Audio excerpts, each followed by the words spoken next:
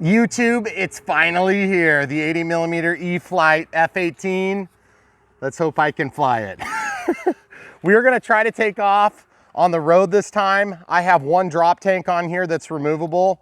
We'll probably fly with that one just because it looks so awesome. Before we even get down there, let's look at these landing gear.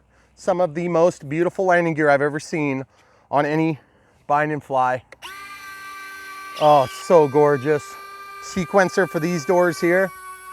Look at this. Oh yeah. By the way, guys, always a good idea to sequence your doors and your gear, all that stuff, before you take off. We'll be taking off next.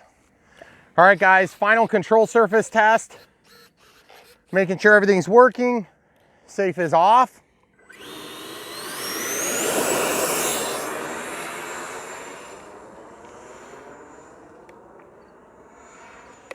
Oh yeah, Oh my goodness. I put the flaps on to get it to lift. Okay, here we go. Gear coming out. Or not. Oh, it's just so slow. Oh man, that thing flies solid, but I need a little bit of elevator trim here. There we go.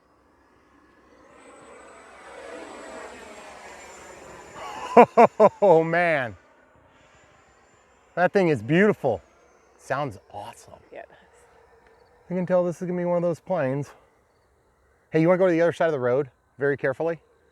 Thank you, camera crew. There's no traffic, obviously, folks. There we go.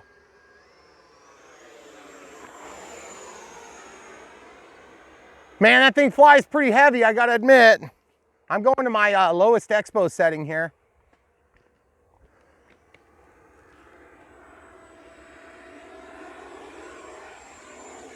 Oh, that thing is gorgeous. 5,000 milliamp 6S. I'm just being nice to it today. Man, I feel like I'm in super low rates here. Okay, try a high-speed pass here. You ready? Yep.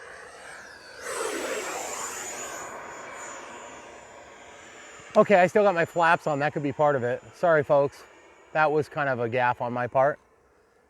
1 minute 45 seconds left on this 3.5 minute timer. Gosh, it sounds awesome. Yeah. It is so weird because, okay, I'm gonna go over our left shoulder here, okay? You good? Yep. That's full roll without rudder. Man, that looks gorgeous. Full on glide here. Man, it takes a while to get power going on this thing. All right, I'm gonna switch sides. You stay where you are if you can. Okay. Take off flaps here. Man, that thing looks so good. It's relatively easy to control, but it just feels a little bit sluggish on its feet, you know? Okay, here we go. We're 46 seconds from 3.5. Full landing flaps here.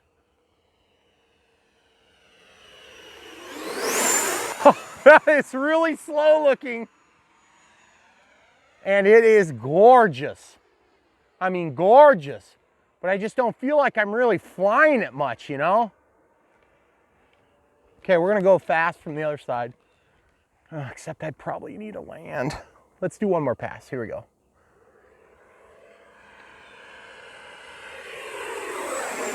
Man, that looks so good. Full landing flaps here. Guys, if you're flying this plane and you're not engaging the flaps in your performance, you're making a mistake. You need the flaps to get that pitch sensitivity that you want, okay? Gear coming down. Remember, the gear take about 7 years to come down. Ooh, staying in the throttle. Okay, we're just gonna double check on the gear. Man, that sun is just going right between a spot. I see him. Huh? I see the gear. No, I know. Okay. I'm talking about this. I'm trying to get in position because I'm kind of in a weird spot here. I'm not used to landing here. I don't like landing a new plane here. Okay, quiet. Let's watch it glide.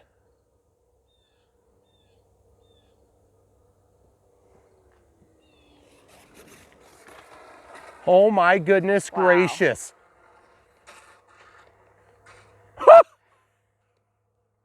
Okay guys, that's an OBS maiden landing. Very, very scary moments because those landing gear will let it tip over on its missiles. I'm shaking a little bit. That plane is gorgeous and I do not want to kill it, and it is gorgeous, guys. Okay, I need a little bit of trim on that gear, but look how gorgeous that is. Get a nice low shot here. Oh man, that thing looks so good. Obviously the ordnance doing no problem. Did you see how nice that was when I put the one wheel down and then I rolled it to the left? Holy crap. Oh, that thing is so stinking gorgeous. Wow. I almost don't even want to talk about it because it's just so stinking beautiful. Oh, we got a car coming. Well, I suppose we should probably get off the road. Come on over here, hon. See how much roll I got there? Yeah, that was pretty awesome. Let's see how long we can taxi up here. Because if we could get more flight time, 3.5 minutes flies by in like the blink of an eye when you get a new plane like that. And I am really glad I didn't try to take off from our main runway. Yeah. Because I think guys with flaps, you're gonna be able to get this thing off the ground. What I would encourage you to do is go ahead and fly down the runway with your flaps off, get your speed up, engage the flaps, go for the elevator, and you can roll that thing. It'll feel like you're doing it prematurely, but this thing flies at about 3 miles an hour. It just doesn't look like it will. And it is a heavy thing. When you hold it in your hands, it feels heavy. And that is not a good thing. It's a scary thing. Oh man, that is so stinking gorgeous. I want to figure out a way to tame those back landing gear, because the main bogies, when they lift like they did, oh man, it gets wonky.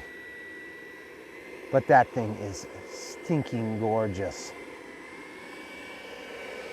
This is the real deal, 80 millimeters. Now on 7,000 milliamp, which was the other battery we were gonna fly, I'm assuming I can get a longer flight, but goodness gracious. Goodness gracious. It's gonna be heavy. Yeah, I know. Okay, throttle cuts on. Let's talk about this for a minute. We're 3 minutes, 32 seconds past our 3.5 minutes. Talking about batteries, we're gonna talk about this actually in great detail toward the end of the build/radio setup, which is coming up right after the Maidens. Hopefully there's 2 of them.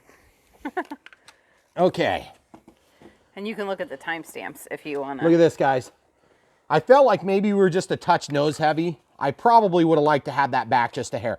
Although, to be honest, it was really well behaved when I came into land. I didn't feel like I couldn't flare at all. 18% left, guys, on 5,000 milliamp hours, and that's with a huge back taxi, but not much taxiing down to the runway. No. So, without further ado, oh my goodness, guys. When you get a beautiful plane like this and you really, really, really want it to fly well, this is a good feeling. But I can tell you this from experience, guys. My experience has been also, one thing I really like about this plane, because it's only got the one EDF, it's not super tail heavy with the battery out. I love when you can display a plane without it doing this. Super annoying when you got a beautiful plane, you want to put it out there to display, and the only way to get it to fall down is to either put some weight in or a battery. By the way, feel this. Not hot, nothing crazy. Your hands are cold, geez. I know, it's cold out here. I think a 4,000 might be the way to go, to be honest. It's gonna be a shorter flight time, measurably shortable, but you don't use as much power to fly, so it's kind of a trade-off. This is how you know I'm your favorite YouTuber, is because I am willing to sacrifice this plane to show you that it can do it on a 7,000. Plus, look where the sun is. It went behind the clouds. Yeah. Woo!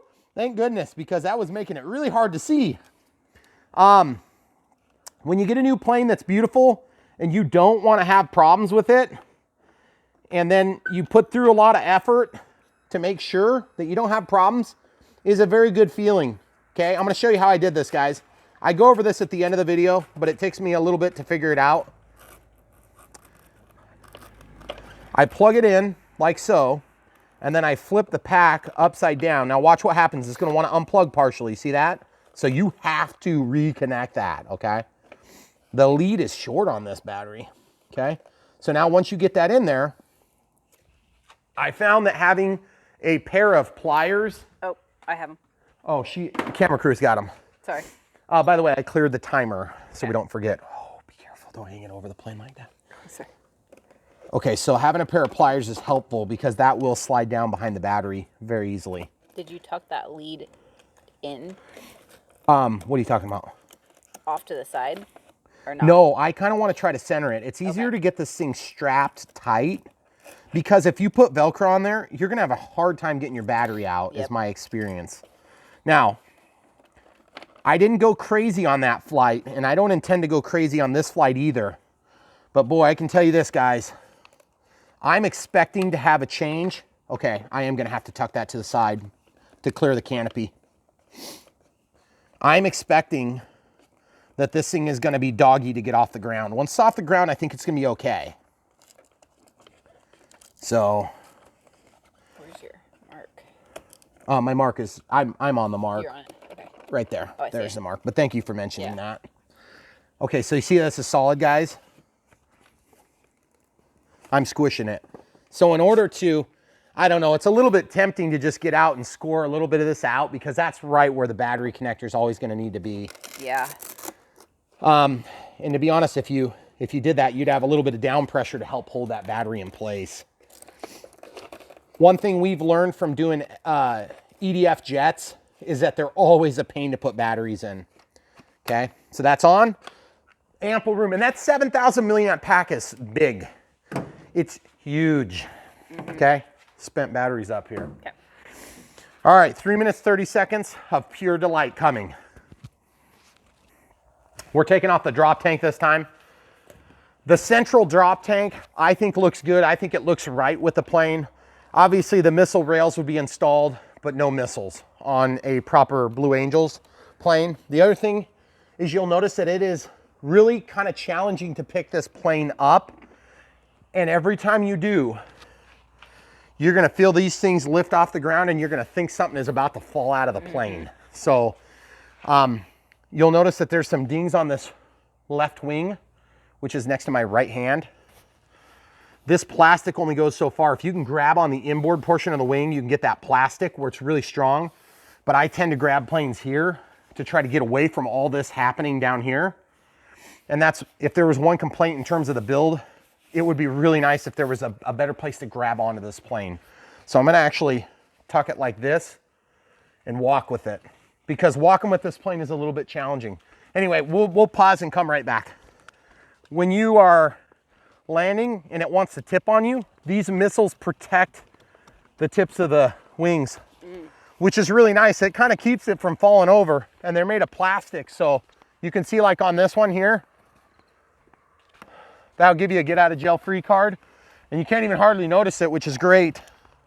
Okay, I would like to take off right where we are, but I just don't see that being practical for this experience. We'll probably have to come back to that. I want to take off that way. Right at the top of the crown of the road so it's nice and smooth. Except now I feel just a little bit of a gust here. All right, guys, you ready? Yeah. Okay, this time, takeoff flaps are off. I'm gonna start with takeoff flaps on. Oh, and then the other thing is, let's look at this. Throttle cuts back on. Expo. On the lowest setting, I wanna set that to nothing. I wanna set this to 10, and I wanna set that low rate to 30, okay? And then I'm gonna go to elevator. My low rate's gonna be probably 5. Then I'm gonna put this to 10. Then I'm gonna put this to, let's do 20, okay? And then we're gonna go to rudder, and we're just gonna leave 10, 20, 30. I felt like that was pretty solid, but I'm gonna still back it off a little because I wanna have something to go down to. Remember, you always wanna have an up and a down in terms of where you're going from and where you're going to. so that when you take off, if you find that you need a little bit more authority, maybe it gets a little bit windier on you before you have to put it down, you don't just lose your rates. If you just run off of low rates, it'll help, but only if the conditions are the same at takeoff. Okay, so we're gonna take off. You ready? Yeah. 7,000 milliamp hour pack. Flaps are currently up. Down they go. Wow.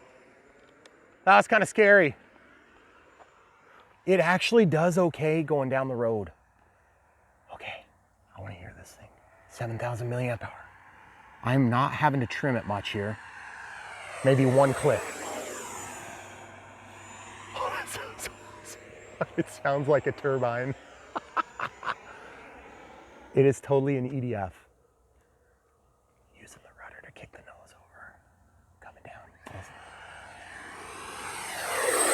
Did you see that pitch down on full throttle? Man, I hope our neighbors are seeing this right now. Okay, here we go. Full throttle. Oh, that looks so stinking gorgeous. This plane's going so fast, I gotta be careful not to fly over the neighbor. Okay, no flaps. You can see it behaves well.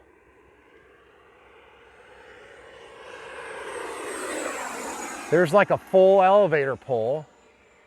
Not full, 70%.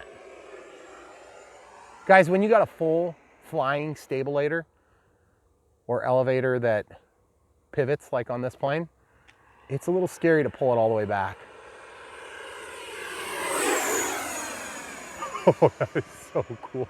So cool. Nice clean spins. I was all the way into the throttle. Full landing flaps. Watch that thing pitch on you. I'm just going to show you some slower performance. It gets into the power fairly quick for being an EDF. It's more responsive than I figured it'd be. There's full throttle with full landing flaps. It barely moves. Okay, out of the landing flaps, going into the takeoff flaps, we're gonna see if we can take this turn. We're respecting our limits, guys. Okay, out of the flaps, going up over these trees so I can see what the heck I'm doing. Okay, we're gonna go in a circle here and then down the driveway. Make sure you don't go in the runway, please. You know what I mean by that, one step back? Okay, thank you. I gotta know where you are because this thing goes fast. Okay, we are out of the flaps. We're gonna go full landing flaps here. There's no pitch down tendency. Let's do a dirty pass. Gear coming down, look at that gorgeous gear deployment. Sorry for your speakers. Okay, we are at 7,000 milliamp hours and we have 51 seconds left on our 3 minutes. I am going to show you what safe does right now. Here's safe. Safe. That's scary. Out of safe. Guys, you gotta ride the throttle on this plane. Make no mistake about it.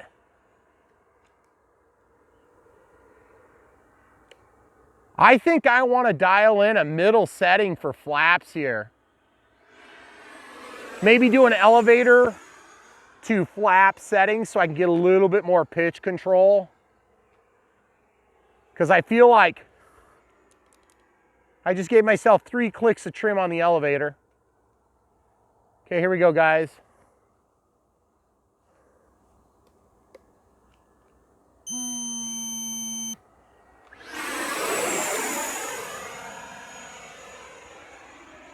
Do not be afraid. When you're flying this plane, ride the throttle, guys. You need power. And it looks so gorgeous. And it sounds even better. Look at those gorgeous rolls. Very clean, very, very tight. Okay, you good where you are? Yeah. I want to try to shoot a landing here. Full landing flaps coming out. Watch how fast this approaches, guys. Keep that nose down. Fly the plane. Look for traffic for me, please, off camera. You're clear. Okay.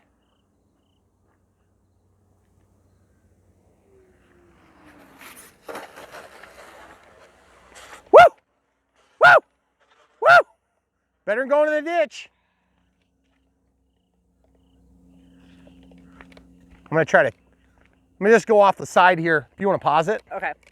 Okay, just full disclosure, we always want to show you guys when we go into the ditch to get stuff. Just for the simple fact that we want you to see how this really goes. Okay, out of the flaps. I just mostly wanted to get out of the way because people will blast over this hill at like 1,000,000 miles an hour. Yeah. And if they see an F-18, they don't stop. I think this thing just got bound up is all. Because it feels perfect. Yeah. By the way, metal. Show the people at home. Feel that. Feel that. That is so gorgeous. It's all metal. The whole thing is metal, including, if there was one complaint on there, it would be that I want to have more resistance on those things for when you hit the ground. But man, it is cool seeing the landing gear follow the contours of the ground, and this thing does a great job. I'm kind of kicking myself because I don't have the smart meter, but let's see what the telemetry tells us. Okay. 2 minutes 30 past, but we walked down here. Oh, you know what, guys? I never showed this. Telemetry. I think you go to auto config. Boom. Configuring. I forgot to do it in the build video.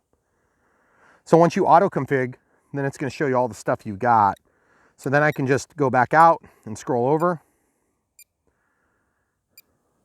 So we got 5.3 volts on the receiver. Oh, are you kidding me? Oh, okay. So it's not assignable. On the 636B, you can actually reprogram the receiver if you don't mind blowing it out to scratch. Then that flight mode can be modified. You can also assign like a dial to increase or decrease your gains. I'm going to tell you this right now. This plane flies really dialed in. It's almost unresponsive. But when you're landing, the reason that I was doing this on landing, it's not the plane's fault. That's my fault. I'm just getting nervous because we have this crown on the road. And the crown on the road, if you are trying to land, especially a finicky plane, it will do one of these. So like the P-51, we had some issues with that too, but I think everybody had issues with the ground loops on the P-51. This thing is actually pretty easy to get going straight. And I think what I'd like to do is tie my full landing flaps. I was hoping to find the voltage on the pack, but I just haven't seen it yet. I was hoping to tie my landing flaps to degrade the amount of rudder output, okay? Which means that once I'm on the ground, because you're not gonna be landing this plane without rudder. I'm just telling you right now, or I mean without flaps. You're gonna be, well, unless you have a gigantic runway, or you're much, much better than I am, which, I mean, I'm still, how many years am I doing this? Six. Almost 6. We have children that help us to indicate how long I've been flying. Okay, so take off flaps. Man, that thing is so gorgeous. Very pleased with this plane. It is not, you know what's funny about this plane?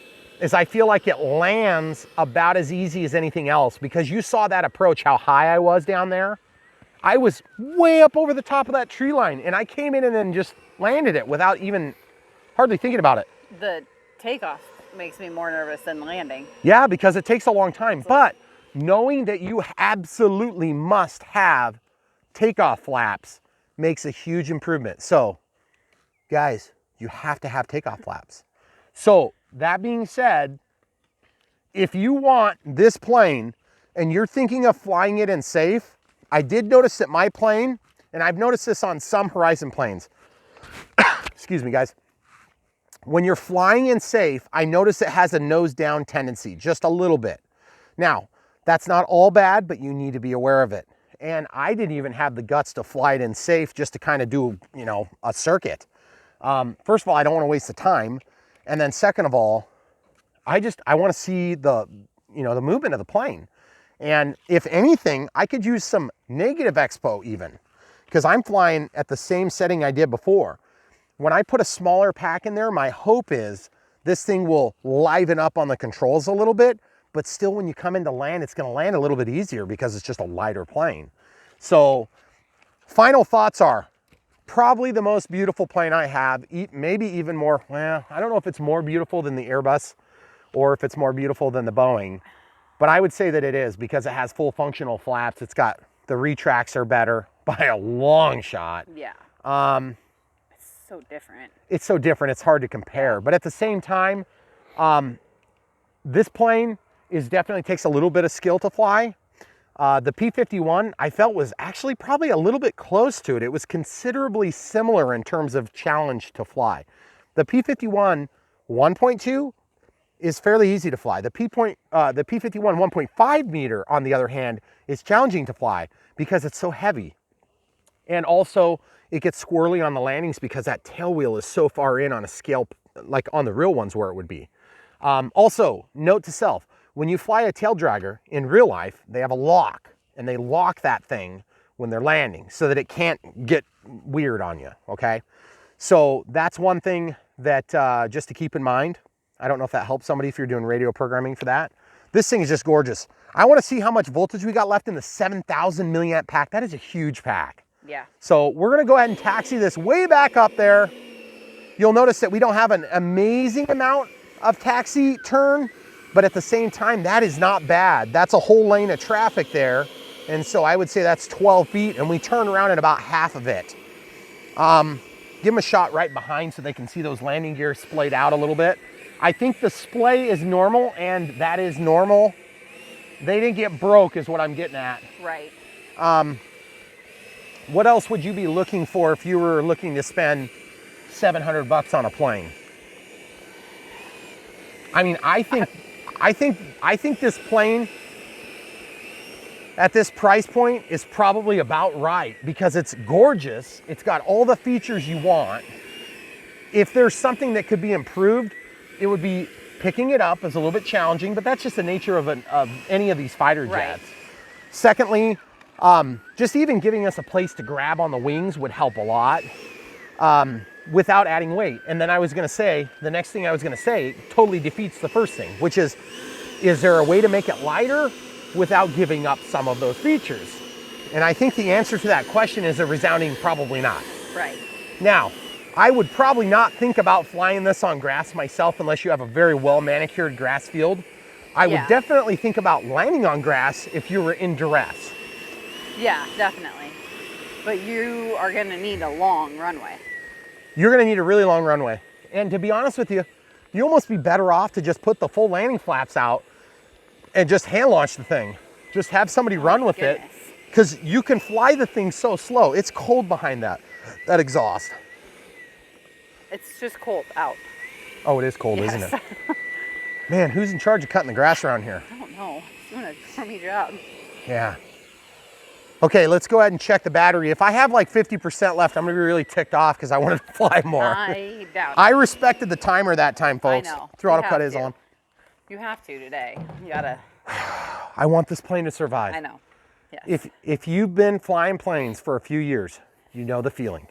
You get a beautiful plane and you finally get it put together and you wait for perfect weather, and then you go out and you fly it and it's like, oh man, the pain and suffering. But remember, 20 years ago, it was much worse because you'd have spent 3 months building it just to crash it. So we got it good. I don't know. I'm sorry. The camera crew cannot relate. I cannot. She was not involved in this back then, back in the day. I was not. Okay. Well, I guess I could technically, I might be able to test it while it's in. I try to pick hobbies that I don't immediately ruin. You know what? Welcome to RC Aircraft, 24%. Wow. So let's talk about that for a minute, guys. What's the difference in price between, now this is where you get your value from watching my channel. First of all, you get to watch me screw everything up first, so you don't have to do it. Second of all, I help you save some money. This is the one you want. It's like 40 bucks less.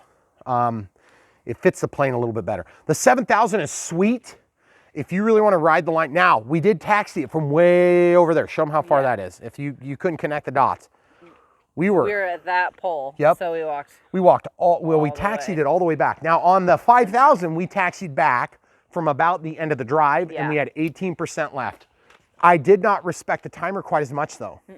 You went over. So the power to time frame balance, I think if it's flying an 8000, it'd be really bad because they're saying 8000 is about the max you can fit in here. Now, there's one thing I can say about that. There was zero trouble with pitch control on landing. I mean, I had that thing flared like crazy. So I think the 5000 is where you want to start. If you don't already have one, get one, okay? If the 5000 is out of stock, we're gonna try to film the 4000 right now, but we're gonna pause because we gotta get our coats on. I don't know about your mic. Go. Guys, my mic is in here. Sorry. So we're gonna do the 4000 6S. 50C, baby. I also have Velcro on this one, so I think it's gonna be a little bit more forgiving. This one's narrower, it's gonna probably fit better. Horizon's gonna be pissed if I tell you guys all to buy a 4000 instead of a 5000.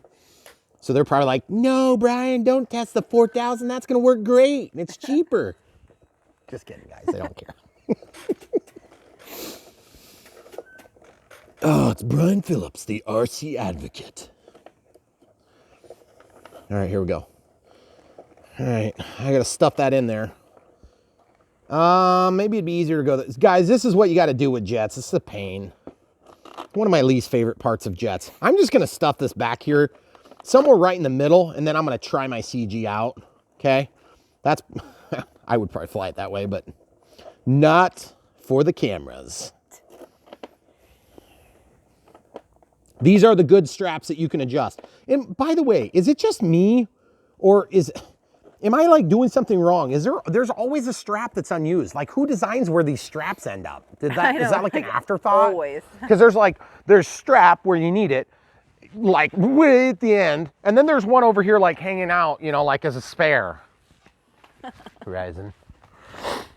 Just saying. All right, plop this on here. All right, guys, see my CG marks? Here we go. Okay, gear. I'm just gonna try it up here. Ooh, that feels like it might be a little bit manageable. All right, so the next thing you see, it's gonna be a takeoff in near darkness. We'll bring the voltmeter with us this time too. Okay. Are we paused? Nope, not yet. Right. All right, guys, so I kicked up my rudder in my middle flying mode to 20 from 10, because I wanna have just a little bit more rudder for when I'm taxiing on the ground. I apologize if the mic is making noise. I gotta pay attention to flying. Okay, takeoff flaps deployed. This is 4000 milliamp 6S coming up, guys.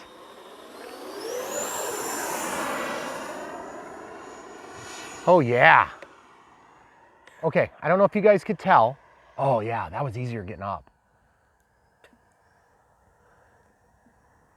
No, seriously. I could jank it out of the ground like so much faster that way with this 4000. Oh man, those clouds are gorgeous for filming, I think. Good thing it's not gray, right? Yeah. Okay. I want to show you guys some more maneuvers here. About 50% throttle, 100%. That's full roll. I just can't believe how not roly-poly it is. There's full elevator.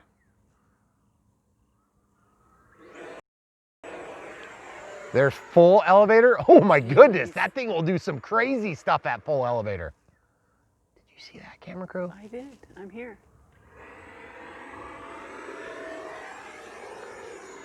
Wow. I wanted to show you guys what kind of almost full elevator looks like. Now I'm just riding it down. About 10% throttle here. Takeoff flaps in. Takeoff flaps are way down, by the way, guys. They're almost like a landing flap. Okay, full landing flaps here. Guys, this thing behaves way better on 4000. Like, desirably better. Full throttle. 50C pack too, don't forget.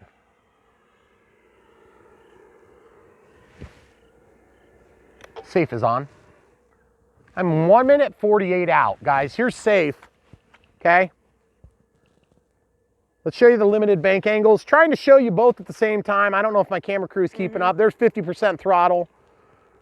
There's most of the way over. I don't want to go any further. It might put it into a bit of a dangerous condition. It does fly really good with safe. That's crazy. Okay.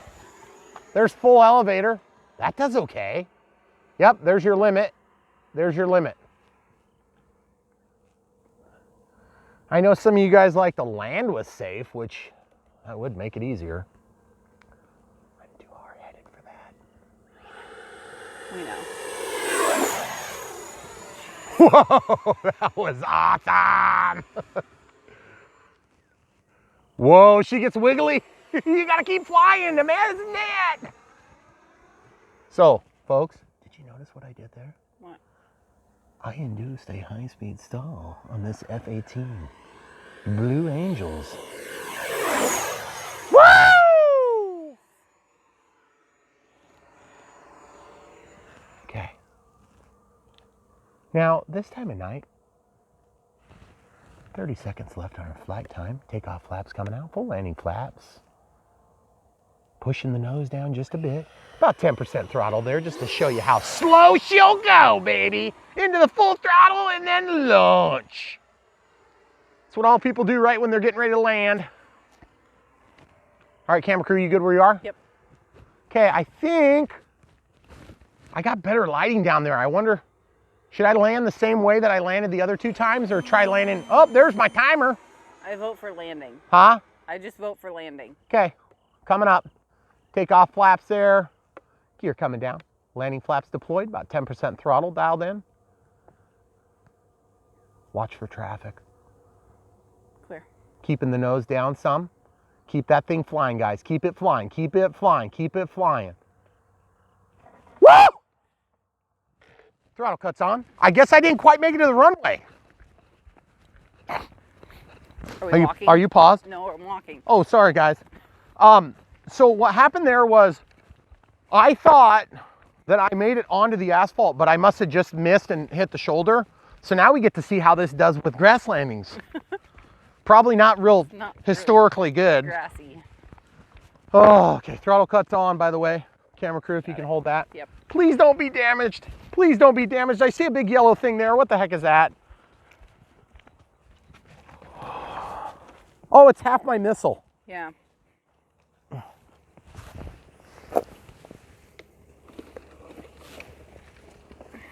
Whoa. Wowzers. Ouch. Ah, it went into the side of my aircraft. Otherwise, I think we might be good. Man, if it can do that, you could almost grassland this on purpose. Look at that. I got a stick that jabbed in there. Just rammed it right in where it didn't count. Okay, so let's go see the missile. You know, guys,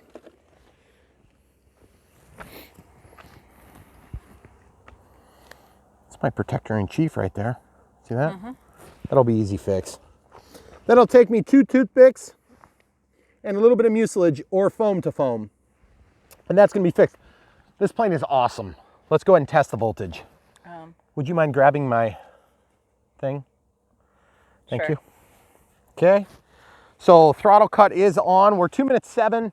Okay, test all the surfaces after a rough landing. It's always a good idea. Aileron's good, elevator's good, rudder's good, steerable nose wheel good. I have not cycled the gear, obviously.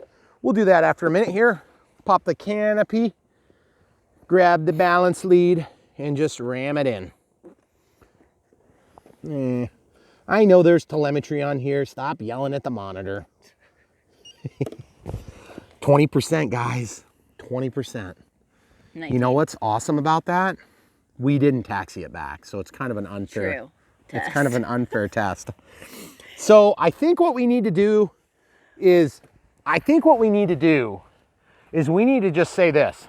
Okay, 4,000 milliamp, respect the clock, okay? 3.5 minutes is all you're gonna get. But I mean, you can do a lot of damage in 3.5 minutes. But, oh no, the tip is dirty. Oh. Dang it. Guys. Woo! Let's back taxi this. Oh, it's just a little wet. Just a little wet brown stuff. Gross. No big deal. No big deal. Okay, here we go, guys. What? Ooh. Oh. Okay, so I have a slight misalignment. I have a slight misalignment here. Okay, throttle cuts on. I don't know if we're gonna be able to back taxi this. Oh man, I wanted so badly to just stick that landing because it was feeling really good. Right up into the point where it wasn't. Oh look, yeah. There's your problem. Right there. You see that, guys? This just needs to be turned. It's already done. It's already fixed. That's a machine. Let's go to the side of the road so we can survive. Here, I'll pause. Yeah. We're gonna taxi now. Oh yeah, we've got our control authority back. Everything is fine. It's not broken at all. It's just really easy to adjust the nose gear. But you may want to notice my slight misalignment issue here on the nose gear. Let's see if we can fix that. It's always easier when you're driving. I like when they're easy to adjust because they're always a pain to adjust. There we go. That's not a Horizon approved method, by the way. Have I mentioned how awesome this thing sounds? I hope you guys have heard over my screaming. Probably not. Yeah. Safe is off. Okay, so if you're looking for an awesome F-18, look no further. This plane is sweet. Horizon has this thing dialed in. E-flite, you did a good job. Don't blame Horizon for my crappy landing skills. By the way, this is the no BS that you guys already know if you've been flying for more than 5 minutes. Maidens are the hardest takeoff, landing, and flight that you will have. Give this plane about 6 months, flying it once or twice a week, and you should be taking off and landing from this strip here. And that would be maybe pushing it. If we had a wind going down this runway, we could totally take off here and it would be awesome. Ugh. We could land here and just roll off the end. Yeah, yeah. Because I think this plane, it's got favorable characteristics for landing. Yeah, I agree. More so than takeoff. Or if you were flying off of like a small incline, like if you're flying off of a road that was unoccupied that went uphill a little bit, you could cheat it into the air a little bit. You know, go down, force the elevator, you'd be good. But just be careful, this thing will high speed stall on you if you're not careful. Throttle cuts on. In closing, do we need to fix this for the video? We don't? Honey, if we fix the crappy little Banggood ones, we should probably fix this one. It's only gonna take us 2 minutes. Okay, you get to watch it. The executive decision has been made that I will pay for later. We're gonna go fix this right now. All right, guys, your surgeon is in. Slide it forward, pop it off. Oh, we got a little bit more scrapiness. I like the way that these protected the plane. So in order to fix this, super duper duper duper easy fix. You'll notice where it broke was right in front of the reinforcement. Okay, so this thing is not really strong. It's the weakest part of the whole plane and it's mounted out here, so go figure. So what you wanna do is just take a couple of Q-tips. Excuse me, not Q-tips. Jeez, these are the world's worst Q-tips. Do not use those. Yeah, if you're using Q-tips like this, you need to go see an ear, nose, and throat specialist. All right, we got some glue here. All right, so we got this glue. This came in one of our amazing planes recently. You may have seen the videos, you may not have. I don't know if we've published them yet. I'm just gonna slide this in and dry fit it. Put it as straight from both axes as you can get it. My recommendation is to, I'll show you the trick I've used in the past that works. You don't have to do it this way. There's a million ways to skin this cat. But what you're gonna do is you're gonna take this marker, a colored marker, and you're gonna mark your hole so that it's wet. And whilst it's wet, you're going to transmit that mark like this, okay? That's what you do when you really care. If it's a crappy plane, you can just ram it in wherever it fits. Okay, so then you just ram it in about as far as you penetrated before, and then you're gonna repeat the process. And since there's two of them, it's gonna pin the artifact in place in both positions, okay? So just repeat the process. And you guys probably think, oh, whatever, 2 minutes, whatever. Yeah, it might actually take 2 minutes. It's a miracle, I know. My wife is cheering inside. It's not over yet. My son is over there laughing because he knows better. He's had many, many moons to figure this out too. Yeah, he's doing some delicately intricate electrical project as well, so. It'll take him 5 minutes, no big deal. He's learning from the master. The master 5-minute taker. Okay, so we're just putting a little bit of this glue on there. Then I'm gonna go ahead and just dab it on here a little bit. This is just whatever. You could use mucilage, foam to foam. You could use CA if you really want it to break immediately, if you're into that sort of thing. I personally prefer to not have it break immediately, but they don't even need to be lined up perfect, okay? So now I'm just gonna slather a little bit of good stuff on there. Whoa, ooh yeah. There it is. All right, just like that. You'll notice they aren't even perfectly square. You see that? And it isn't gonna matter.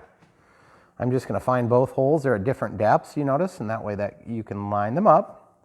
And then blammo whammo, ready to rammo. Look at that.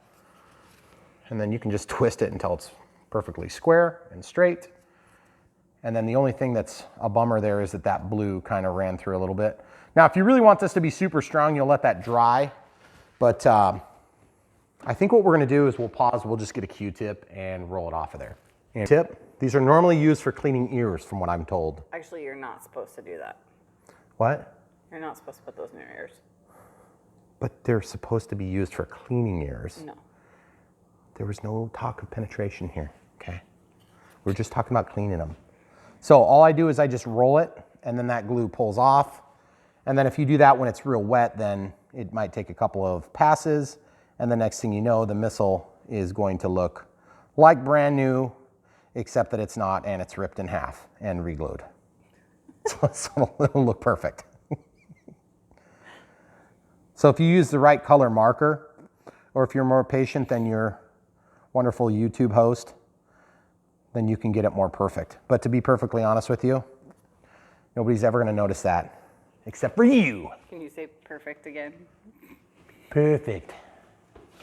So, it's not gonna be perfect, but it's gonna be perfect enough for me. Now look at this, guys. Oh, by the way, you do block your green light a little bit, so if you're gonna be doing night ops, first of all, hats off to you for being insane. Second of all, you do block those a little bit, yeah. and that's just part of it. It's not a big deal. This plane is awesome. I'm gonna give it super high ranks. I'm not gonna actually rank it. I was gonna say. It's really good. It does everything you want it to do. Drawbacks. The wing could stand to be a little bit stronger where you have to pick it up. It could stand to be a little bit lighter. And on that note, there's a solution for it, and it's very easy. 4,000 milliamp hour, 6S, gets you 3.5 minutes. 5,000 milliamp hour, 6S, also gets you. However, Horizon is offering some 100C packs, and I may just have to review one of those in this plane with a smaller size and a higher C rating to see if we can just blast that little teeny bit of performance that I feel like it could use. And if you could tip off the performance, when you get into one of these where you've got a high-speed stall, you gotta remember, recovery back to, you get a plane back flying again, takes a little bit of power, okay? On, you know, like I'm just trying to think of a good example. The EC-1500, for example. It's very heavy, flies similar, it's heavy, but you got way more power to weight ratio. So when you get yourself into a bad situation, you just give it throttle and you go out of it, right? Or the same is true for like the Timber, not the Timber X, that's just crazy. This plane is probably got an appropriate amount of power. I just want more because I'm not as good a pilot as some of you. So when you have more power, it saves planes' lives. But it also lets you get away with bad habits. When you have less power, then you have to be a better pilot because you're flying the plane more like a scale plane would fly. So that being said, you got to remember these guys are flying like hundreds of miles for an air show, okay? Because you go a long ways in an airplane, especially when you're going 550 miles an hour or faster. So power to weight makes a difference. Landing gear makes a difference. The landing gear on this are up to speed with, if not better than the F-16. However, the F-16 is a much lighter plane and it performs well also. I feel like this plane doesn't scream as fast as the A-10, and the A-10 is a lot easier to fly. Also, the A-10 has the newer package of electronics in it, so you get a little bit more bang for your buck on that end than this plane. So lots of things to confuse your choice making here, but I would suggest if you like an F-18, and you like the way that that looked, and forgive me for not having perfect landings, because I could have greased landings in this plane, and I'm sure as soon as I go out there and film off camera, it's going to be a greasy, perfect landing. Yep. This plane is definitely capable. It's definitely worth getting. It's actually, I think it's priced about where it needs to be. It's not like crazy overpriced or anything. By the way, did I mention that that twin EC1500 is on sale? Is it still? I think it is. I think it is. But if it's not on sale, I apologize, because it was priced to sell, and about where it should have been at the beginning. So this thing is gorgeous, and I can't wait to get to know it a little better. Definitely keep it on the books. If you guys have a short list, put it on the short list. If not, just go to the link in the description right now. Buy the plane. You will not be disappointed. I'm a little bit tempted to throw a 3200 in there and just see how it performs, because I feel like, boy, it's just like you can either lose weight or you can add power. And adding power, there is a limit to that. Now, a 7000 doesn't give you any more performance because that's a 30C and this is also a 30C. However, a lighter plane with the same amount of power has a better power weight ratio. So, smaller battery, shorter flight time, better performance. You make the decision. I would definitely recommend the 7000 is going to be more for scale, you know, just simple flight performance. It'll do all the acrobatics, but you need a lot of wind-up speed, and you got to be a little bit more skilled pilot with the bigger battery. Even though my landing was better, that was just timing. Any other thoughts, camera crew? I've given a lot of thoughts on this plane. I know. It's very cool. It's very cool. It's impressive. Yeah. It's impressive. It looks impressive. It sounds impressive. Like, it's... One other thought, don't film the child. One other thought, this plane doesn't look big when you're watching it on video, but this plane is big. It's huge. It's big, okay? Let's give them an example next to the Citation UMX, okay? I mean, it's a lot bigger plane, guys. Let's show them the Timber UMX, which we also have here. The Timber UMX, you know, it's not quite the body in the one wing, just to give you an idea. Awesome plane, by the way. It's just a big, awesome experience, but it's also a little bit scary.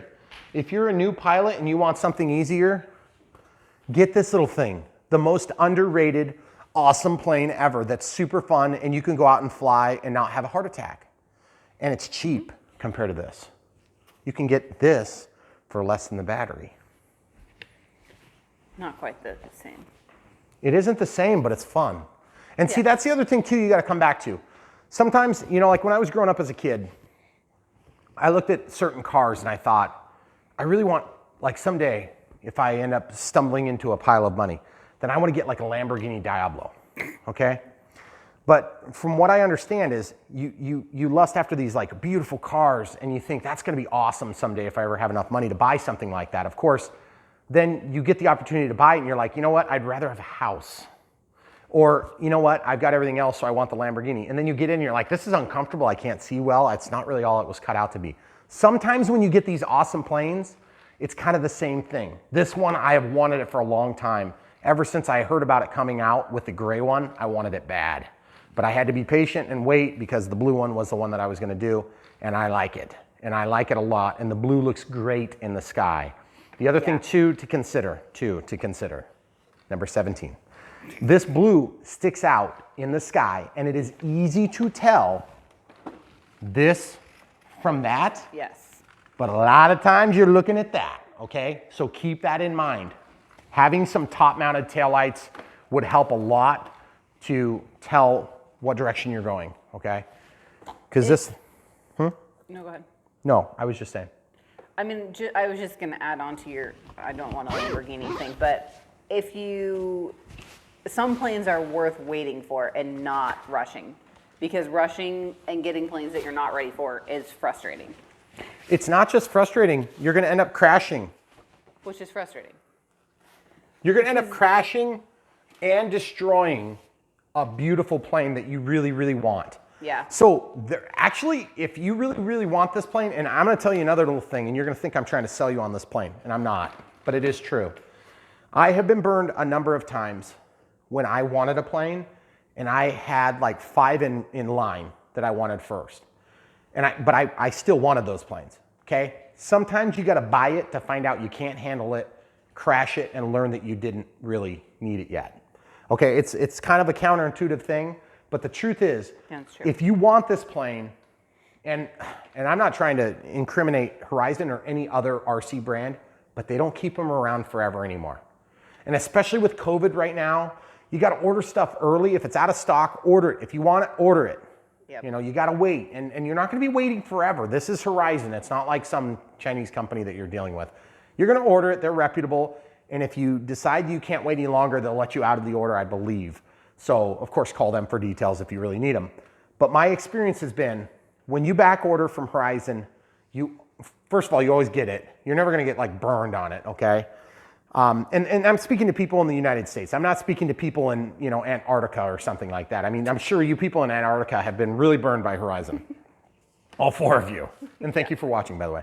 But the thing is, if you want this plane and you want this plane, get this plane, or it may not be available in 2 years. Now, I'm not saying this one's gonna be available for a while because it's a fairly new plane.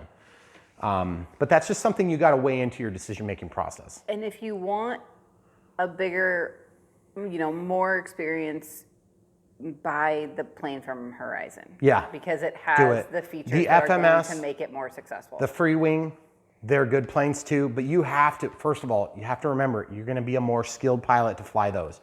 The AS3X makes a humongous difference. The safe on this thing, that'll bridge the gap if you're still learning, but just don't, give yourself a very long runway and give yourself a very wide, flat runway, not a crowned road in front of your house that's 1,220 gorgeous feet long.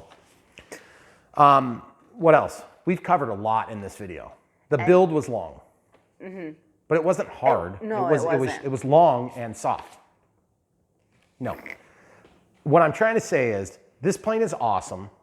If you want it, get it. If you're concerned that you're maybe not there, you can still fly with safe, but I just don't really like that concept much. I would almost rather encourage you to just get something that you know for sure you can handle and just fly the heck out of it and get used to it and never fly with safe on. Then jump over to this, and if you need safe to get you out of hot water or you lose your orientation, you go and flip it on. That's the way you use safe on a plane like this generally. Or if you need help landing, there's no shame in it. It really doesn't matter. I mean, real planes, they're gonna use flight aids constantly. So that's real life, okay? Do you use cruise control? Are you a bad driver because you use cruise control? No. I use cruise control. No, you don't. Well, cruise control doesn't really drive the car. But, you know, lane keeping, that's a new one. People have that. You know, I don't have lane keeping, it'd be nice, but it doesn't make you a bad driver just because you have these aids that help you to fly better. So, just some thoughts. Lots of thoughts. A lot of thoughts. So now, the other thing is, I promise we're done. Don't forget to watch, if you're interested in the build series, you want to see how this thing goes together. It's got a removable nose cone. Please do stick around. We've been trying to do this where we show the Maidens at the beginning. We did 3 maiden flights for you today. We did the 7,000, we did the 5,000, 7,000, and 4,000. My vote is, if you have tight cash situation, the 4,000 is like by far the cheapest, but it's actually not that much more to get the 5, so you might want to get the 5 because it's only like 10 bucks more, I think. So maybe go for the 5 just because it's not that big of a difference in price. But if you're real tight on cash, or if you have another plane that's going to utilize that 4,000, you can fly this on 4,000, have a very good experience. In fact, it's a better experience. It's just a shorter experience. So it just depends on if you want to fly for longer, if you want to have a more performance flight. So the 4,000 is perfectly acceptable for this. I'm going to try it with a 3,200. If it's lame and it's like a 2-minute flight, may not be worth publishing it, but we'll try to get some of that stuff in. And then I have some other plans for this video series. And one quick reminder, if you aren't aware, if you're new to the channel and you're still watching, thank you. Secondly, I've done those like 10 times. We have playlists for every plane that we do. If you like this little Cessna Citation Longitude, which is an awesome plane, UMX, I added flaps to it. That's what happens when you go to the playlist, because you can see like, oh man, I really like that F-18. So you click on it, you can see whatever else I've done. Generally speaking, like the F-16, we did what, like 5 or 6 videos on that, maybe 5? Yeah, something like that. And then we did like the Afterburner, so we did another series on that. So it's always organized by plane, and we have a lot of videos, thousands of videos. Can you do an Afterburner on this one? Yes, yes. I'll talk to the guys. There's 2 different guys that are doing them right now. So I'll talk to those guys and see if they're interested. But yeah, the fire booty afterburner would be a good option possibly, but we'll see. That's what we did on the F-16. I'm sure he would like it, Guniak. Yeah, that was cool on the It was cool. And the thing is on this plane, it's funny because that little teeny bit of light would be blocked by this dark color. The dark color. Whereas on the F-16, it glows the whole tail end. That helps with orientation. It kind of looks like it's on fire, but no big deal. It's all part of the show. It's super cool though. It's worth it. It's all part of the show. All right, guys, I'm gonna just give you one more long, beautiful, desirous look at this thing. Next up, unboxing and build. This thing is gorgeous. You will love it. Come back for more. YouTube, you're never gonna believe what's gonna happen here. We're gonna open this thing. You probably already know what it is because you already saw the flight and it was awesome. But for me, that's in the future. You may be reading the box right now, and I am super excited to bring this to you. The e-flite 80mm F-18 in the Blue Angels livery. Oh, that thing is gorgeous. Look at this thing. Yes, yes, awesome. I'm really excited for this one, guys. I've been waiting. Whoa, it's a skill level 3. 3. That's even more than 2. I've been waiting for this thing for months. It's been kind of driving me crazy. Because at first I was supposed to be getting a gray one, and then this thing happened to me. And I'm pretty happy about it. Lust your eyes on this beautiful. Look at this. Look at this right here. That's gorgeous. Of course, they've got information on the end. Beautiful landing gear. Very excited to see those landing gear work. What do we have down here? AS3X, safe. Okay. This says safe. If you need it for this airplane, then maybe you just hold off on this one. Come back to it at a later date. Put a pin in it. I'll be saving you $500. Hey, turn your light off. Oh, this one? Yeah, twice. Thank you. Sorry, people. Do you see what's happening to the box? Yes. It didn't take her long. There's a cat in there. Oh, I think I need to open it the other way. Do you see that? Oh. I think it needs to be this way, maybe. I don't know yet. So this is supposed to use a 4,000 to 7,000 milliamp hour 6S. Lipo, of course, they're going to recommend a smart pack. I am also going to recommend smart packs. I have come to realize they're very good, and I like using them. Is that the right way? No, you're upside down. Oh man, I had it right the first time? Yeah. Sorry guys. Here we go. Yeah, I had it right the first time. So as you can see, I'm just pushing this out because sometimes I have trouble. Oh, that thing is so gorgeous. All right, I gotta put this in the backdrop because it's awesome. That is gorgeous. Look at this, guys. That is just beautiful. The Boeing F-18 Hornet. Wow, I can't wait to dig into this. So first things first, we gotta start cutting stuff. We're gonna cut the tape here. We're gonna cut the tape here. Looks like we can flip them. That's always nice. Ooh, can't flip this one because the wings are embedded into it. So you have to pull straight up. Or I'm caught on something. Or cut it again. Maybe I didn't get it cut all the way. Maybe not.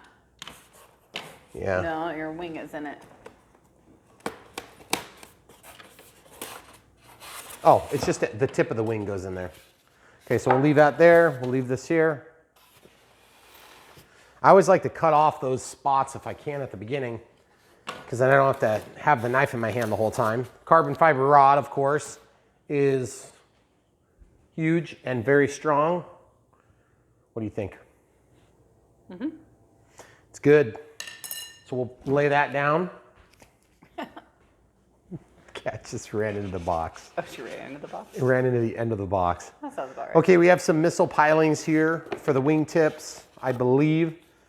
I don't think I'm going to do it on this plane just because I don't want to mess with it.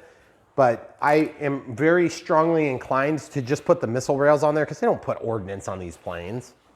Oh, wow, that nose cone's in there sticking. Oh, ooh, that don't sound good. Maybe they didn't do enough foam to protect the foam from the foam. Oh, no. On the other sides of the foam. Ooh, it came out perfect. That is very surprising. Look at that. We got a magnet or something in there, it looks like. And we got, these are the weird things that go on the elevator controls, so we'll keep that for a later moment in time in the history of assembly.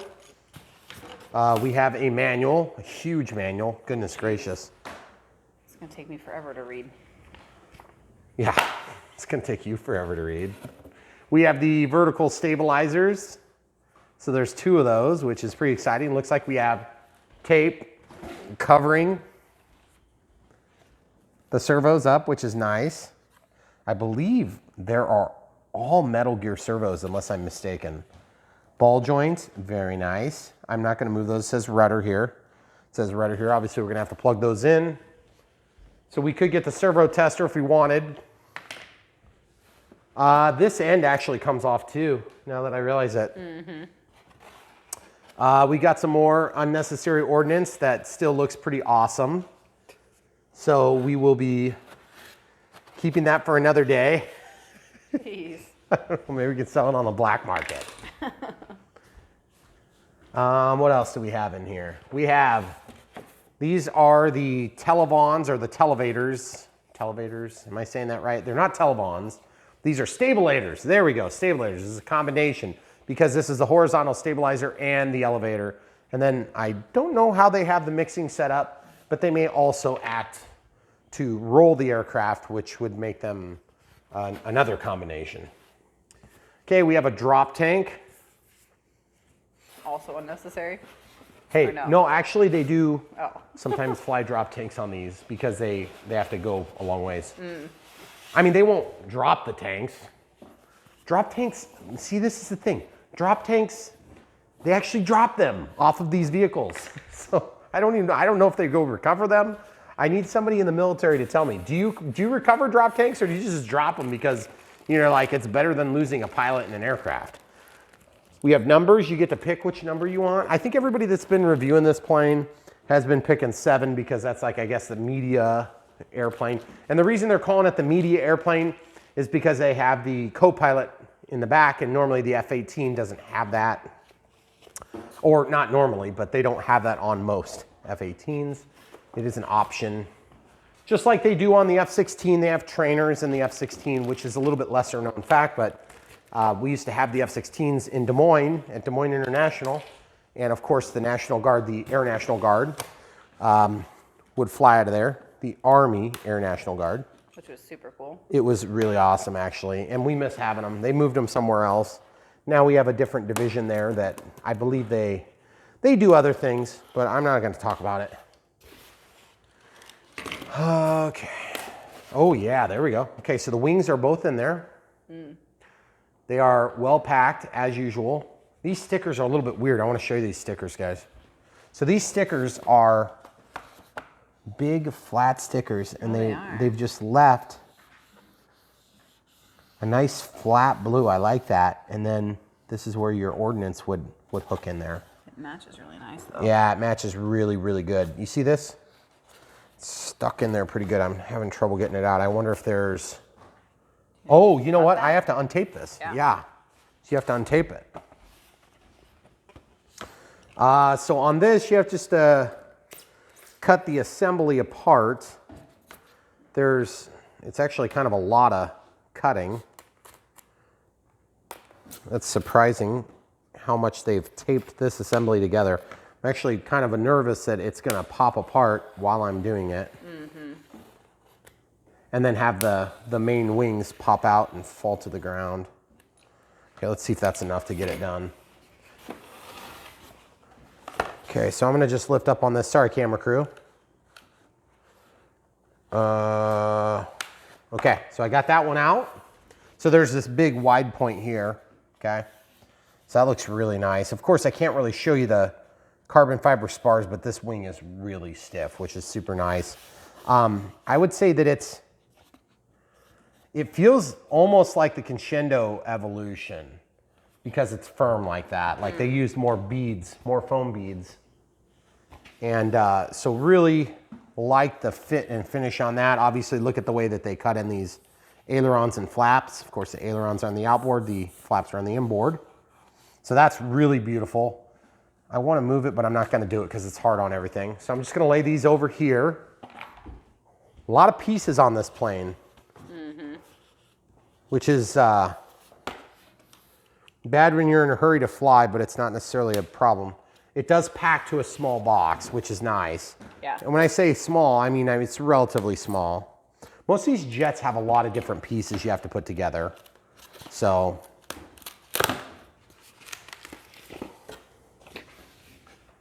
do you see the cats? Jeez. Yeah. They're just going to town in there. And we're even missing one. Yeah, where's the last one? Probably sleeping under our bed like she usually is. Okay, so we have another divider. We have another drop tank. Good lordy. Jeez. How many drop tanks do they have on this plane? I think one of them is centrally mounted. This one's centrally mounted. And then these two are wing mounted. So we'll just see. I don't think I'm gonna fly it with any ordnance at all, except for on the wingtips probably, just because I want the missile rails. Okay, now I wanna be careful how I do this because the fuse is actually quite heavy and I'm trying to kind of get my hands in here and in such a way that I'm not gonna ding anything up. Ooh, there it goes. Okay, I got it. Awesome. Well, there's gonna be some ordnance on there. Okay, so, wow. Look at that, guys. That's pretty impressively big too. Look at that. It is. Oh my goodness. That's big. Yeah. That's awesome. That's really cool. And by the way, man, those lines look good. Look how smooth it is. None of those goofy, bumpy things. Well, there are, but they're just really short. Look at this. See those? Oh, they are like. From the foam process. Look at this. So beautiful. You've got quick attachment points for the ailerons and the flaps. It's labeled. Of course, we've got these missiles here. Nice strong attachment point. Got, of course, these fins. Doesn't look like this fin is stuck down all the way, but it's definitely where it needs to be because it's solid. You could probably pick up the plane by that. Same thing with this, very solid. Look at this area. Super smooth, super clean. I like that a lot. This thing is gorgeous. The gear door on the nose gear are just glorious on this plane. The landing gear on the mains are one of my favorite parts of this thing, and I just can't wait to see them cycle. And then show them the, let's give them a shot with down the EDF.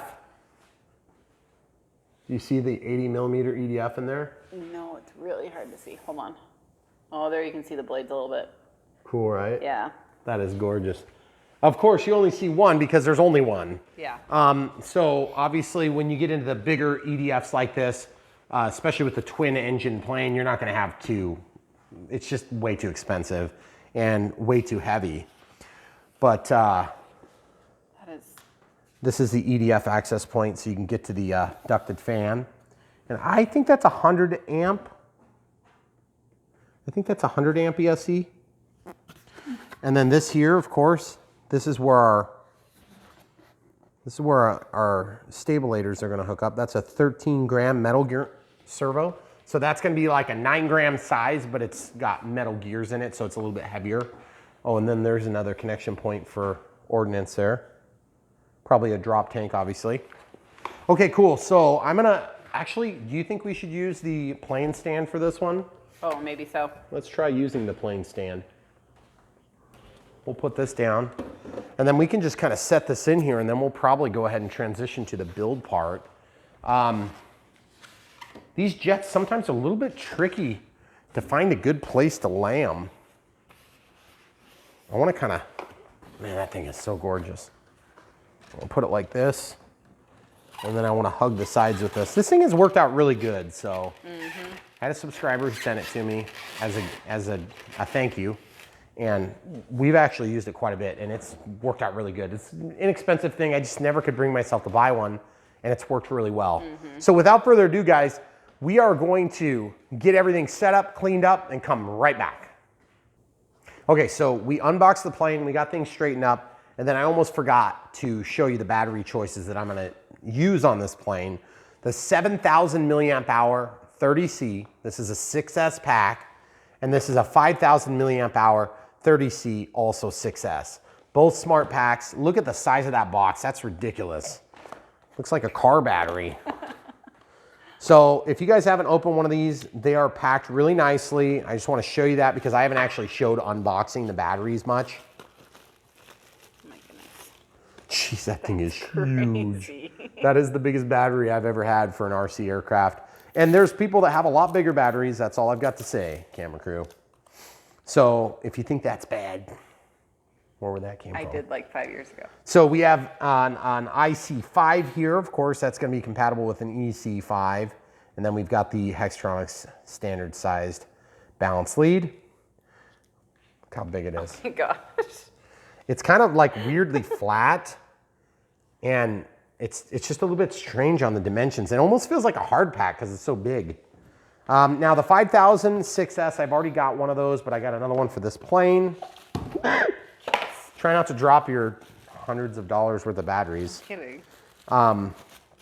Again, well packed. The boxes are real sturdy.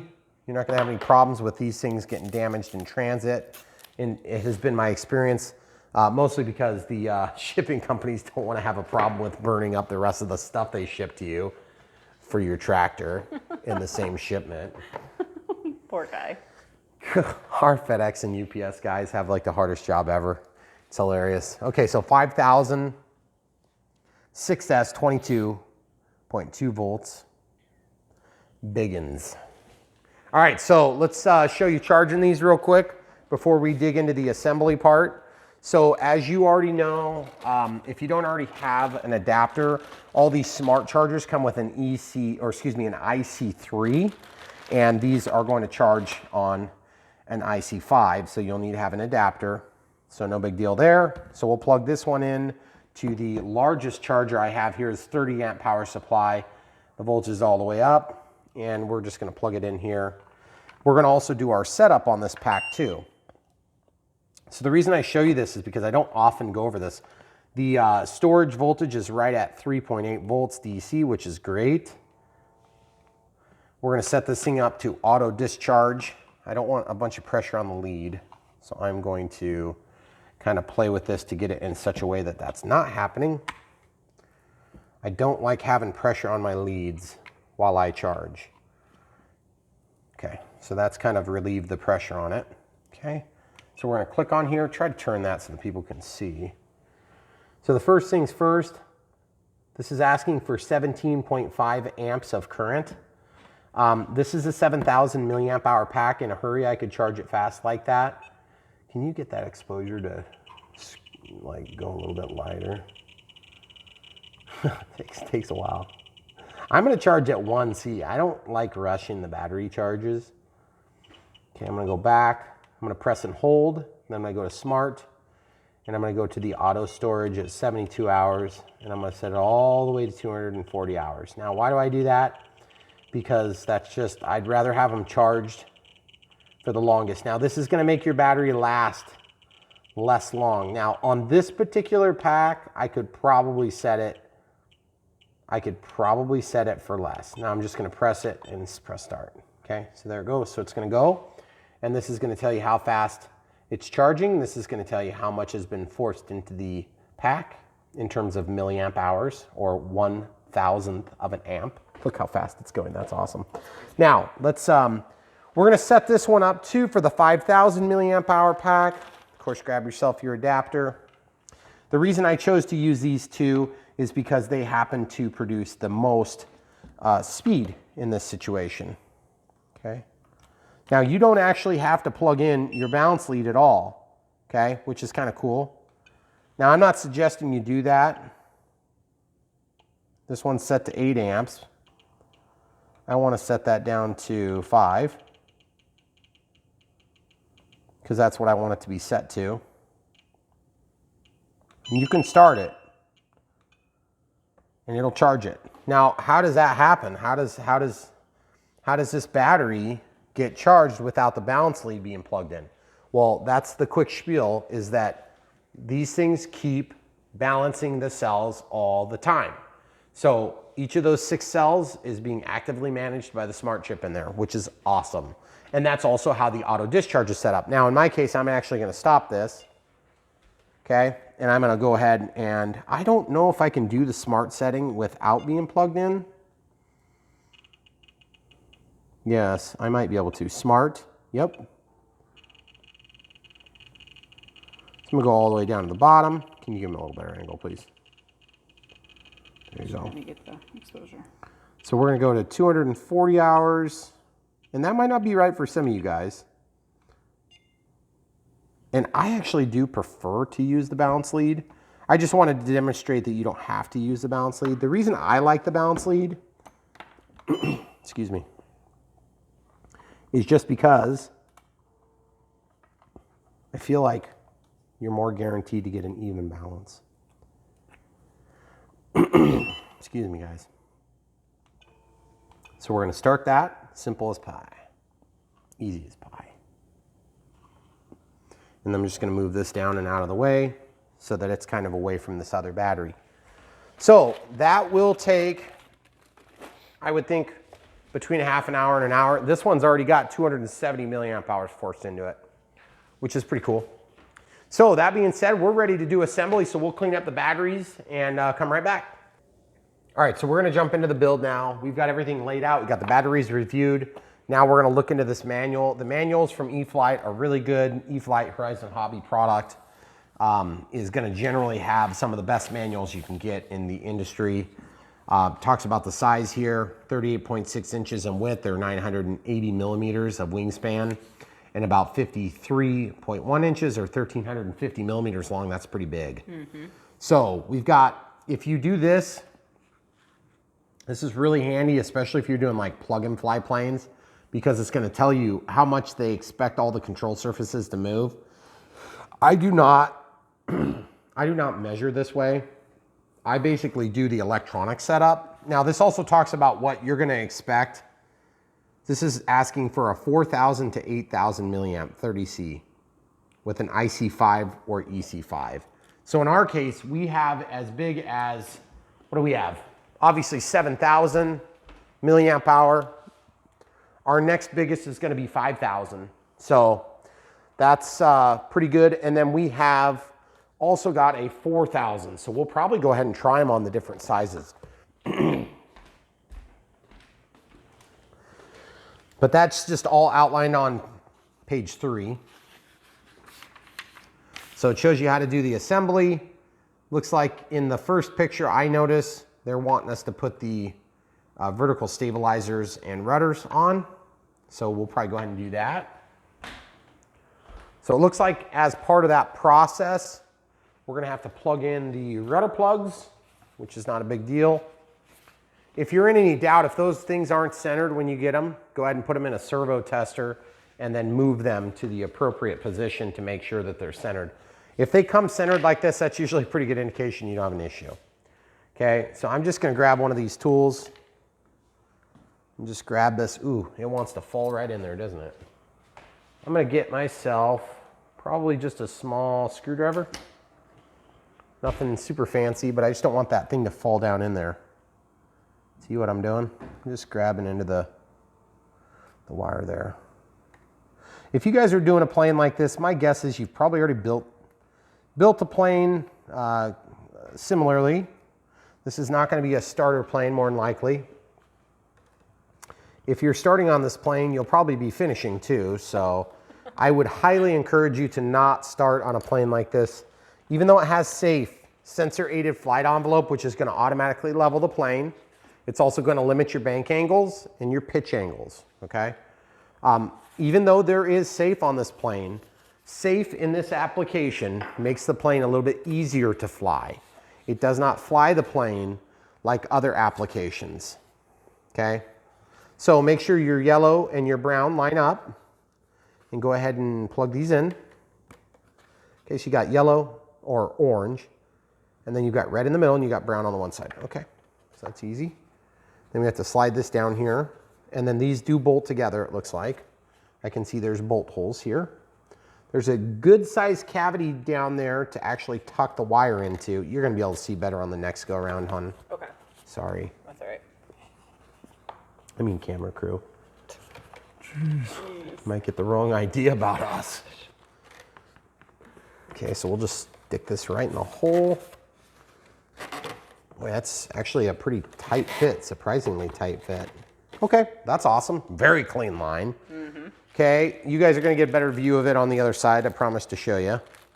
Okay, so this is the bag of goodies it came with, and it's surprisingly small bag of goodies. I mean, like, it's phenomenally small. I'm putting the nose cone on just because I'm sick of tripping over it, just like my camera crew almost did on the chair. Okay. Only goes one way, fits good, doesn't feel like there's any issue. Warning, do not grab your plane by the nose cone and carry it because it will fall out of your hands and you'll be really annoyed with whoever told you to do that. What's the other plane that I've done that with? Probably the Viper jet. I think I've tried to grab that by the nose cone. Well, and the F-18 has that little... Oh yeah, the F-18 is notoriously bad because it's got that really long antenna on the nose. Always sitting on the floor in the basement. Yep. They stapled my stack and it just hurt. Look at that. Yeah, I know, it's vicious. Who does that? I don't know. Verizon, evidently. These doohickeys are for the stabilators. Is that the technical term? The doohickeys? Yeah. Suede is the manual. Sure it is. Okay, so we've got all these screws here. Let's go ahead and look at them. We're just going to dump out this onto the ripped nut sack and bolt sack. Okay, so we've got... Looks like these ones are probably the one we're going to need because there is a...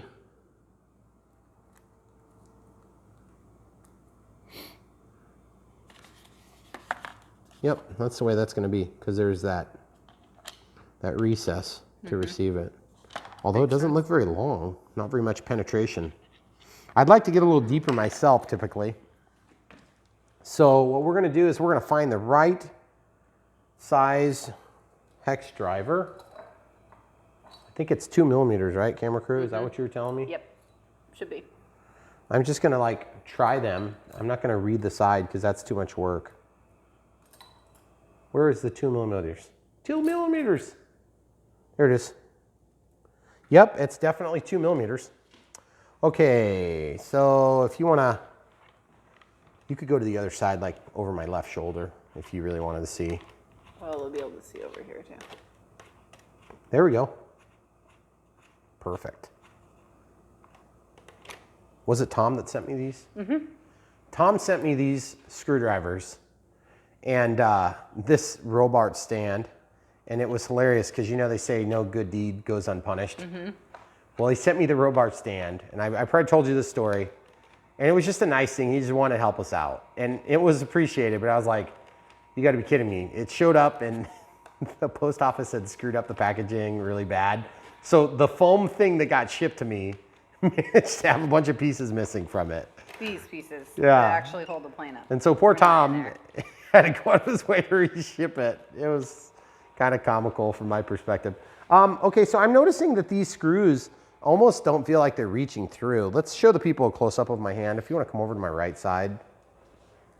See this? Okay. You have other choices? Not that they're going to work. Those all look to be exactly the same length to me. You. They look the same length? Okay. So it's not just in my head. No. I don't know if I'm maybe doing something wrong there or if I have. I've had this happen before. Oh, okay. I just pushed really hard and I got a bite on it. There it goes. I just had to push really hard. The little black screws are for the horizontal stabilizer. Yep. And I don't see any other And the wings indication probably. Or actually the wings are going to take these too. Because look. Yeah, they're like all the same. Yeah, they have the recessed ones, the countersunk. Yep. Okay, cool. Well, That's whatever. what it looks like. All right, guys, let's look at this one here now. So we got brown to brown, orange to orange. I'm going to plug it in and then verify. Okay, so you see orange to orange, brown to brown. Okay. When I built the A10, I accidentally hooked it up backward as I was literally describing. And neither of us got it. Yeah. Okay, so I don't normally suggest taking planes apart, but if there was a plane you could take apart, this would be it. Because so far it's been 100% bolt together and very easy. Look at those beautiful, look at this. This angle is just gorgeous. Totally gorgeous. I've been wanting an F-18 since when I started flying. Now, the F-16 was a big one for me. Yeah. And we finally got that, but this is way more of a plane than that F-16 is. And that F-16 is also awesome. In fact, people ask me all the time, should I get the Viper jet or the F-16? That is a tough call because they both do things differently. The F-16 has better landing gear by a long shot than the Viper jet. The Viper jet has okay landing gear. It's still got retracts and everything. I'm not even all the way down. That's why it didn't go.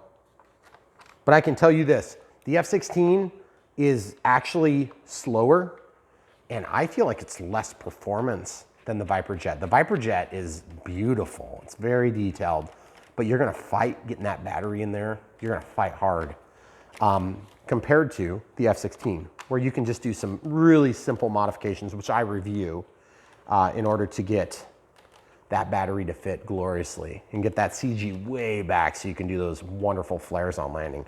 That side went way easier. I don't know if I just hit the right angle when I was just stabbing it in there or what. Okay, good. So we've got that done. I mean, this is one of these where the camera crew was like, is this gonna be a quick one? And I thought she was being a smart aleck, but I didn't say that. actually, I know better. she knows better. Okay, so we have the two wing sections and then the wing joiner or the spar. And in this case, I'm gonna call this the spar. So the spar goes through the middle. And look at this, guys, plastic. Hey, are you skipping horizontal stabilizers? Am I? Are you gonna, that's what's next. Oh shoot, I'm sorry guys. I legitimately thought I was going in order. I was sort of. No, I thought maybe you had a plan. Okay, so these are the horizontal stabilizers that are actually not horizontal stabilizers. They're called stabilators. They are the elevator and a stabilizer. Camera crew, thought you were listening earlier. Making fun of me earlier. It says horizontal stabilizer. It is that too. It's a stabilator. I like stabilizer better. Because the whole thing moves. Yeah. Okay? That is so freaking That's gorgeous and awesome.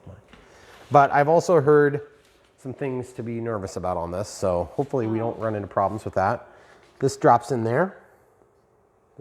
I gotta verify which direction it faces. Okay, it faces to the inside, okay? This is listed as right. So this would be the right as though you were the pilot. Okay, so this is my right-hand side, so this is a right wing. And the way you can tell what way is up and down would be that the controls go on the bottom, okay? So if this is labeled as R, then that goes here, just like this. And you gotta kind of slide it in there, okay? Once it's in there, there's actually a little bit of adjustment there, it feels like. Let's read the instructions on this. Okay, using the Phillips screwdriver, install the elevator control horn on the bottom of the stabilizer with the included M3 by 8mm machine screws, but leave it loose for adjustment. See the control surface centering section for final adjustments after your transmitter is set up and the binding process is complete. I wonder if that's what what's-his-face was having problems with. Oh, really? Maybe he never tightened it. So these black screws, guys, these are Phillips, and there's, are you gonna come over here so that I can see? Yes, I was reading directions. See the black screws? Those are the screws that you take and use here. A lot of this stuff is gonna show up horribly on camera because everything is blue. Right. Can you go to my left side, please? Thank you. That's what I've been trying to get you to do for like the last hour. Just ask. Well, there's like, you know, since that's where we started and everything. What's the fun in that? Okay, so that's tightened, but not, I mean, I can tighten it more, but to be honest with you, I kind of feel like just tightening it down because I'm afraid I'm gonna forget. I've not been known to read instructions very well.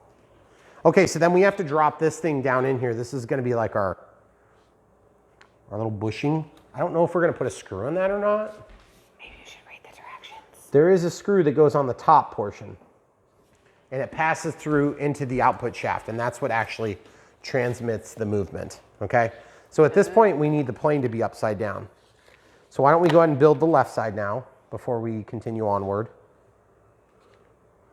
I'm just gonna verify that says L, okay?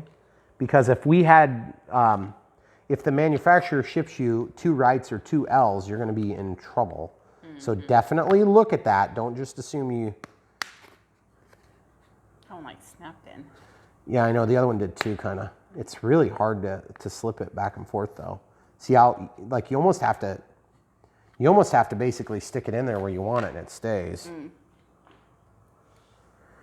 Okay, so guys, if you hadn't figured out from the voices, we had a cold. We as in Collectively. the family. Everybody. Yeah, we had colds, but it wasn't COVID. It was just a regular cold. I didn't know people slip out those. Regular colds? Yeah. No, they're all COVID.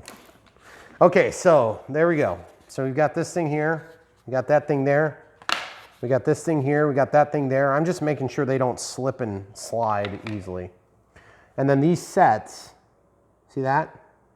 There's a hole on the top and the bottom, but they are not threaded. The threaded portion is actually on the shaft, okay? So if you try to put this in wrong, it's not gonna work, okay? Right. So now I need to figure out how to flip this plane over, which might be a little bit tricky. I kind of hate to screw something up because this thing is so gorgeous, and it is exactly that. All right, on the canopy. I can't believe I'm gonna do it. I wanna get past the canopy. Okay, That's not bad. that I can live with. Yeah. Okay, but it's probably a little bit heavy down here. Okay, so the right side is still the right side. Okay, just verifying that. And then I have to drop this thing in here. This is gonna be tricky. I wonder how I'm gonna do this. I've done this before. Oh, that's actually really easy.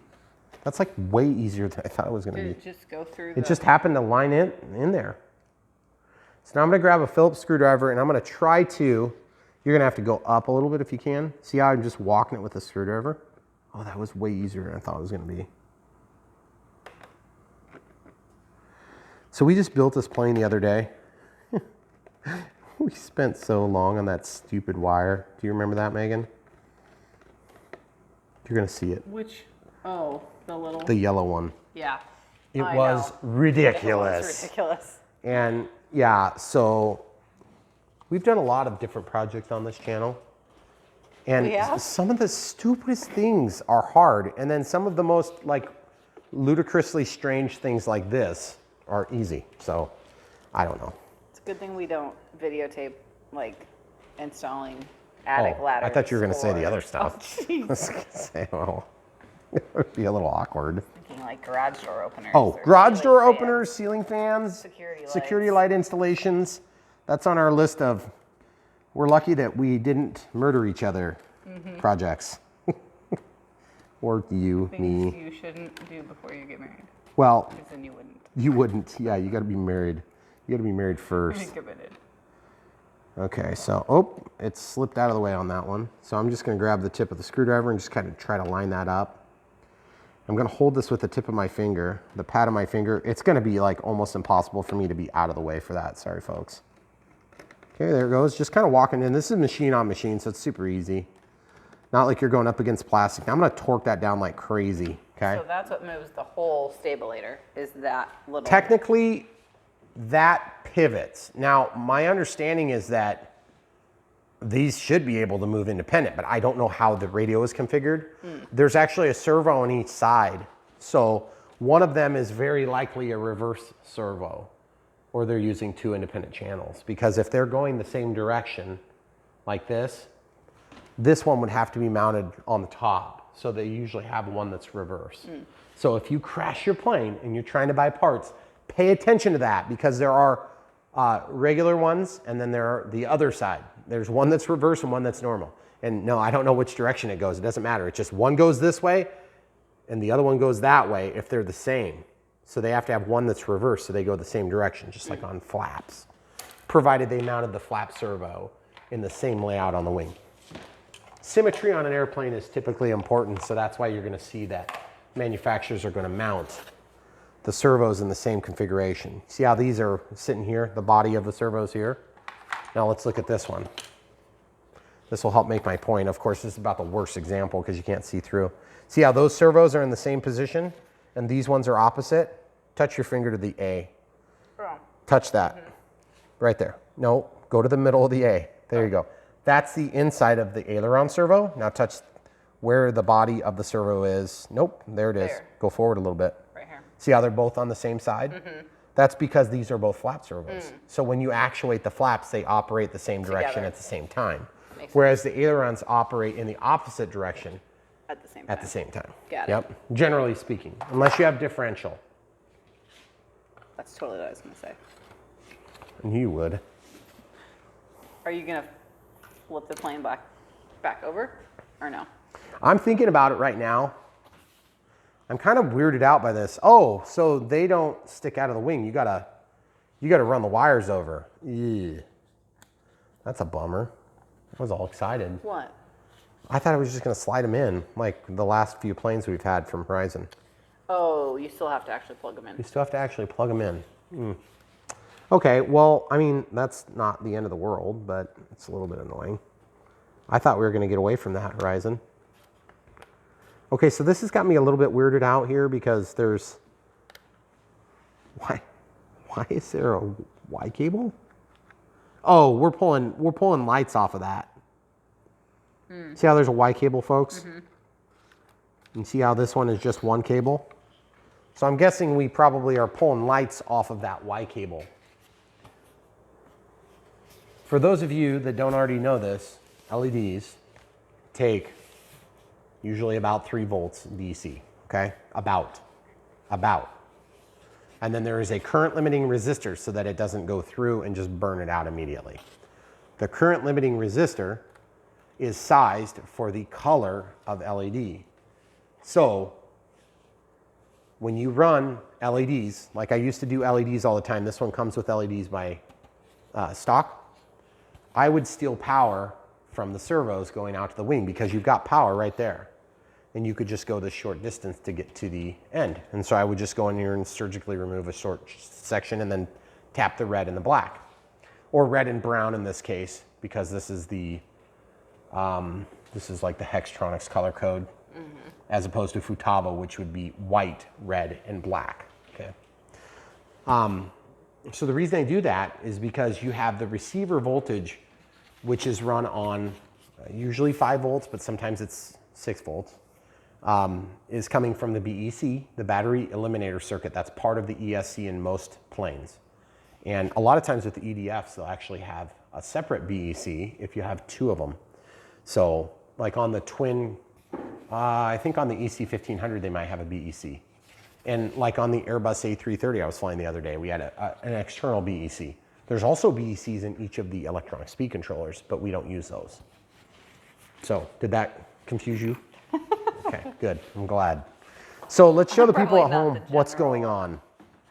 The gist of it is, the whole point of that was just to articulate that even though there's a Y cable, that doesn't mean there's 2 servos running the flaps. It just means that one of them is running the flaps and then the other half of that splitter is going to go out here and run this LED, okay? So flaps, the negative is supposed to go to the tail of the plane.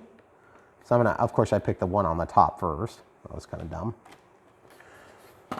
Yeah, I know, I'm gonna let that wire hold that. That's probably not the best practice.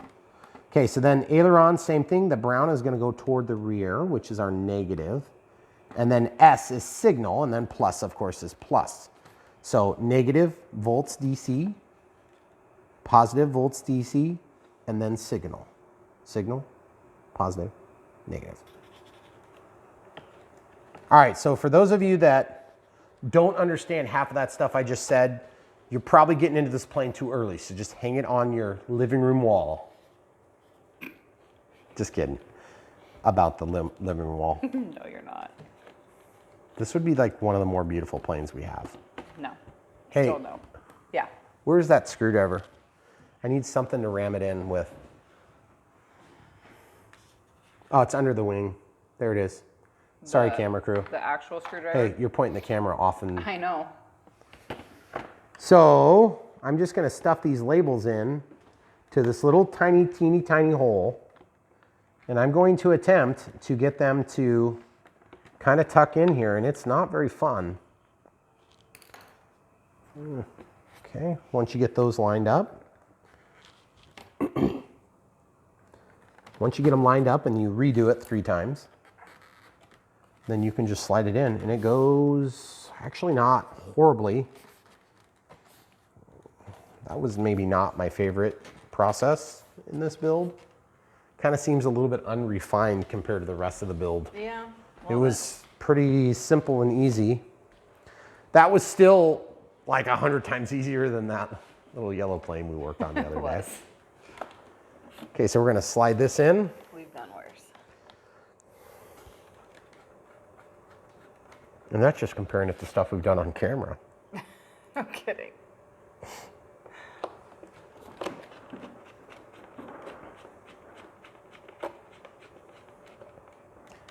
Okay, so that's like really tight now. And then this one is getting tight already, and I'm not all the way down. That's always a bad sign. You want to trade me spots? I'm sorry. I gotta get my right hand lined up with it.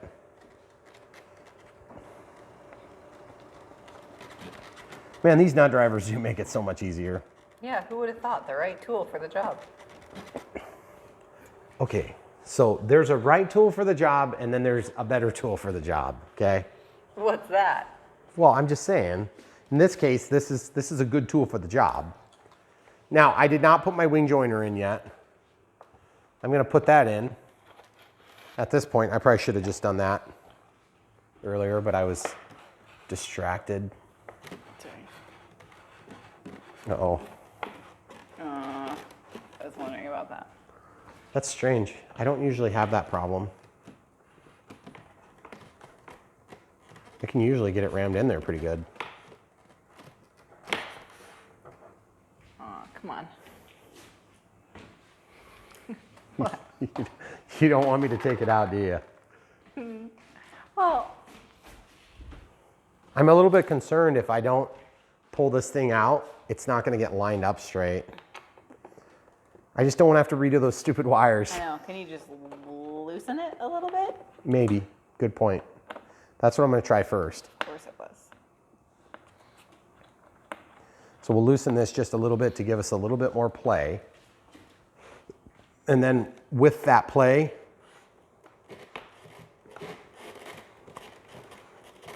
not feeling like I'm going to get the hole. Shoot. So I have to probably take this off. My camera crew is looking at me with disdain. That was not disdain. That was too. No. Show you disdain. It was embarrassment, at least. I mean, that Maybe makes that. perfect sense. Okay, so I'm just going to try this again. I can see it poking through. It's just not wanting to go in for some reason. Come on now. I got to take this screw out. I'm sorry, I can't help you. I understand. Your hands are full. Let me just put this right here. You guys see what I'm struggling with? It's just getting the alignment just right so that I can get that spar through. See, because it's going. See, I got to get like that.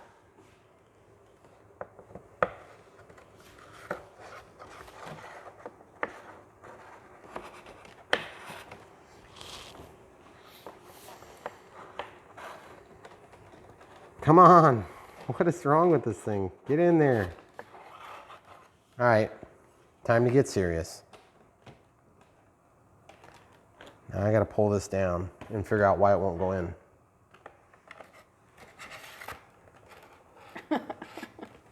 Seems to me like that should have worked in the other position.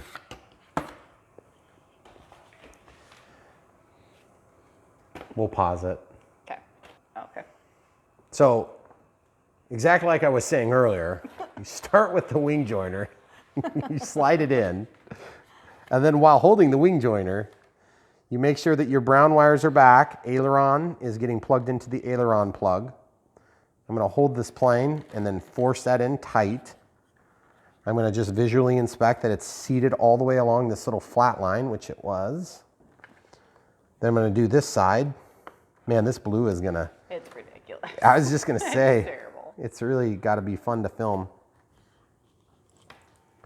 So now I'm going to take and Just work the wing slowly in.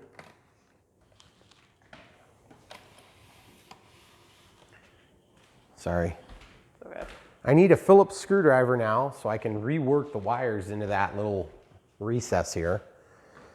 Horizon, if you're listening, do you remember on like the P51, the 1.5 meter P51, how you just like stuck it in there? Plugged in? And then the EC 1500, I think, was the same way. I know that these things cost money, but my goodness, if you're gonna make it come apart, yeah, it would be kind of nice to have that feature. Because this has got to be like the worst part of building this plane. It's gone like otherwise phenomenally. you jinxed it. Did I jinx it? Yeah. That's true, I did. Should never say it's going to take 15 minutes. You're the one that said it was going to take 15 minutes. Nothing in our married life has taken 15 minutes. Well, Well, I mean, that one time it was really other took a 4 long time.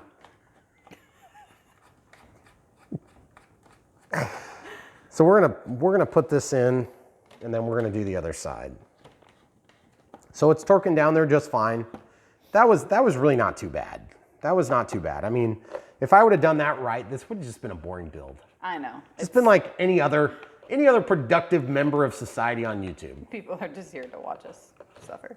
They are. That's why I come. That's why you're here. That's why I'm here.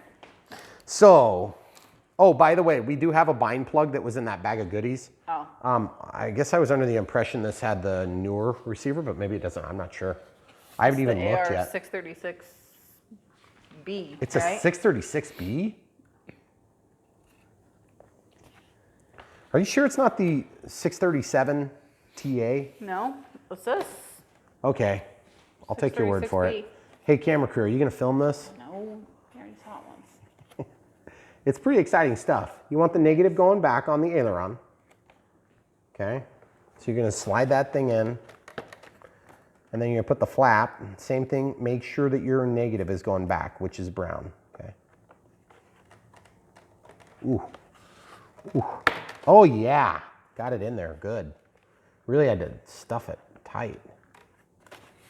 Now, I'm going to try to do this in a way that's not as counterproductive as the last one I did. Can you see that? Not a lot of space in there. Yeah. I know, it's like exceptionally tight, and I'm kind of assuming that there's a trick, and I just don't know what it is because it's not printed in the document of instrucciones. It's kind of like the instructions we had on that. Wait, actually, it's nothing like that. Never mind. Okay, I got to do something about this. Just trade me sides there, camera crew. I got to be careful this doesn't fall off. Sorry, camera crew and people watching on YouTube. Brian, I can't even see what's going on now, dude. Come on. Come on, dude. No, everyone's yelling at me. You're blocking it, man. It's not my fault. Get it to focus. Come on now. I can't, I'm probably the only one who yells that at the camera. Probably. You're welcome. It's in focus. Your giant hands are in the way. They're in small ones, I guess. Yes, sure. Get in there. Goodness gracious. Okay, I feel like this would be one of those moments in time where we're going to pause it because I'm just going to get frustrated and lots of unfamily friendly things are going to flow out of this mouth. Okay. So we're going to pause it. I'm going to get that in. It's just something you got to struggle through. And then when I'm done ramming it in, we'll come right back. Yeah. Okay. Okay, so I got those wires rammed in there, and now I'm just going to tighten this screw in the back because this front is giving me a hard time closing because I've displaced, you know, whatever foam or plastic that was in the way. So the back is tightened. Now I'm going to use this wing, and I'm going to hold the fuse, and I'm going to push this shut because I want to show the people the gap I'm worried about right here. Do you see? There's a gap. It's very small, but there is definitely a gap. And I want to try to close that. So just do that view if you can. Okay. Now I'm just going to push this until that collapses. And then I want to make this thing screw down. So this is going to be tricky. I got my elbow on the fuse. And I'm just going to start that screw. I'd be lying if I never had to do this before. You would be. I want to tighten this in here. Goodness gracious. If that's the worst you have to do on a plane this size with this level of complexity, I would almost kind of call that a victory. Yeah. It's kind of annoying still, but you know what? It's pretty minor. Because we fought twice as hard on that little yellow plane the other day. Yeah. Okay, so like that plane's built. Really?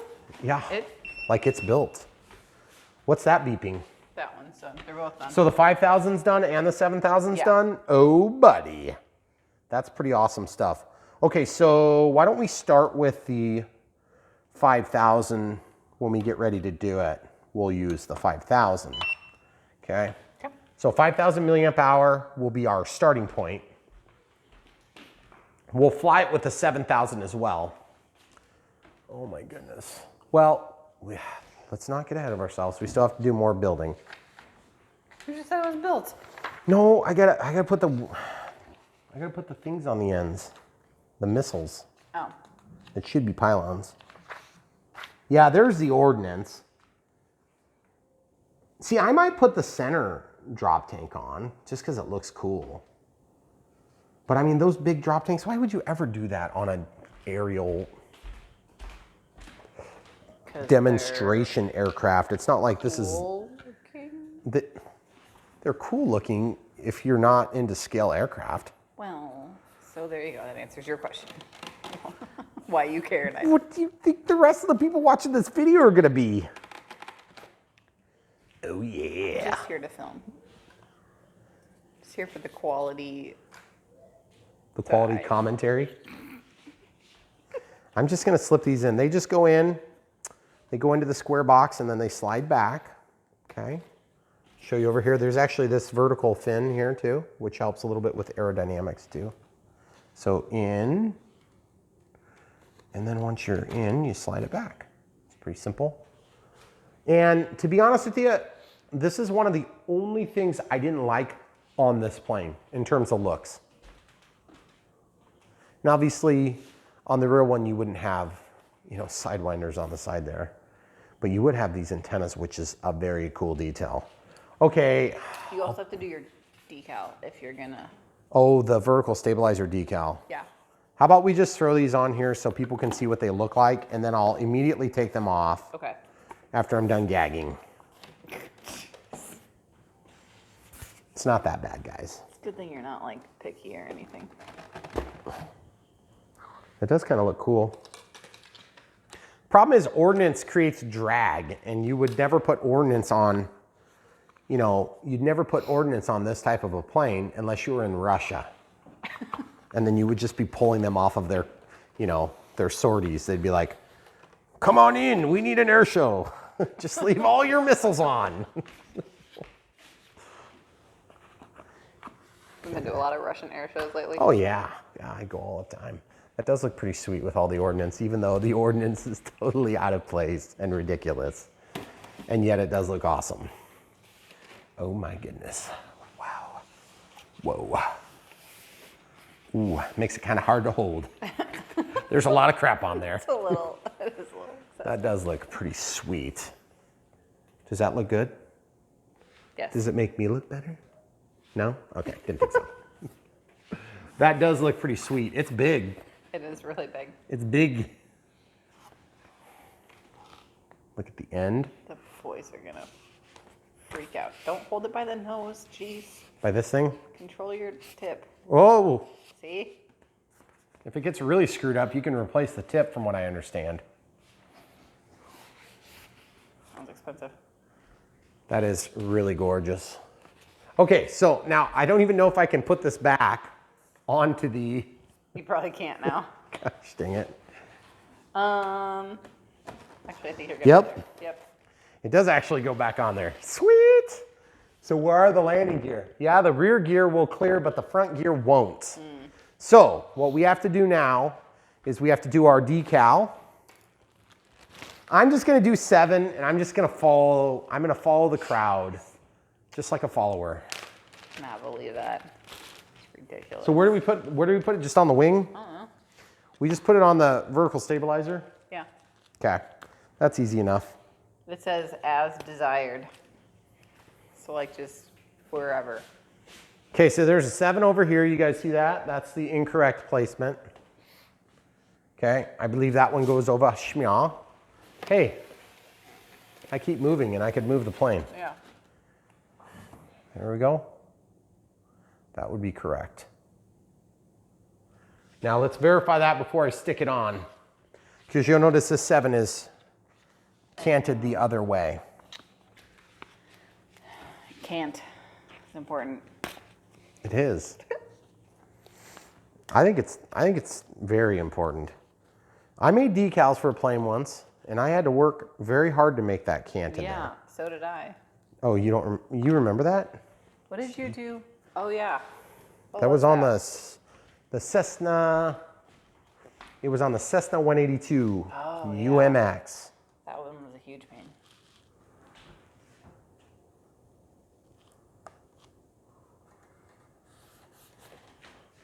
Yes. Fine. The many, many years of getting lucky finally paid off. See this line? I'm going to use that as my gauge. Okay, so that's going to go to the center of the 7. Except it's not going to be the center of the 7 at all. I was gonna say. See this? Well. Oh, actually, it will. Kind of. Really, really Yeah. good. Sweet. Okay, so there you have it, guys. It's technically built, but I think we have to probably address the battery next. So I think the battery part, we normally kind of address that as part of the radio setup, but in this case, there might be some work that needs to be done. So we're gonna just look at these 2 different sizes, one of which is gigantic, and one of which is not quite as small, or not quite as gigantic. Look how big the 7000. That's a huge battery. That is crazy. I know. It doesn't look like it's, like it seems like it's proportionally bigger than it Yeah. should be. Okay, so how do you release the canopy? Pull back on that. It's got plastic, it's thick.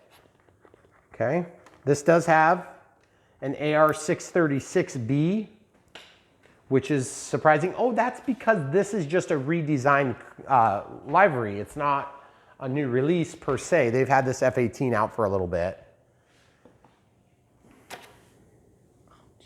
Do you see it? No, go do. show them further back in there. Okay, so then we have the chop suey alarm warning here. Is this when you take that? Then there's also Velcro, which is good. Yes. Is that the good Velcro? Yeah. We'll probably end up doing Velcro on this one. That is.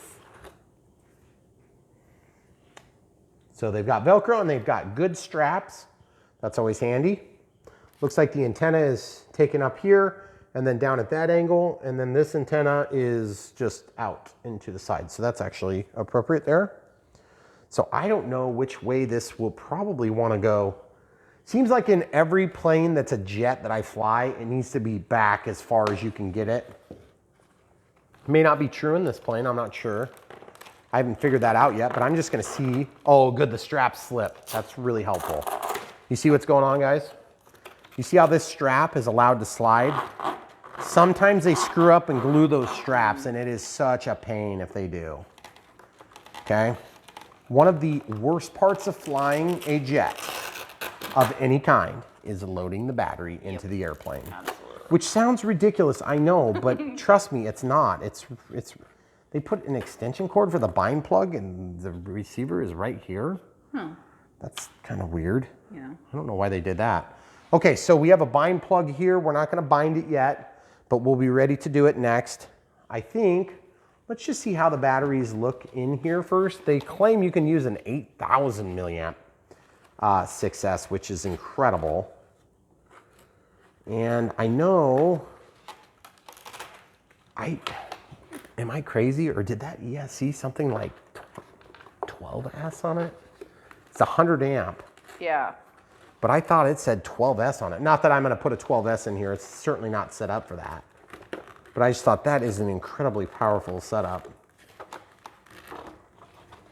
Okay, so there's the battery. It definitely drops down in there. That 7,000 fits just fine. I'm just going to strap it in there. I don't know where it needs to be forward or backward. We haven't even marked the CG yet, which we need to do that as part of the build. This is why I like them loose. Look, at the bottom there, because now look, I can grab this out and I can pull on it and it slides over, okay? That's why you want the high quality straps in here.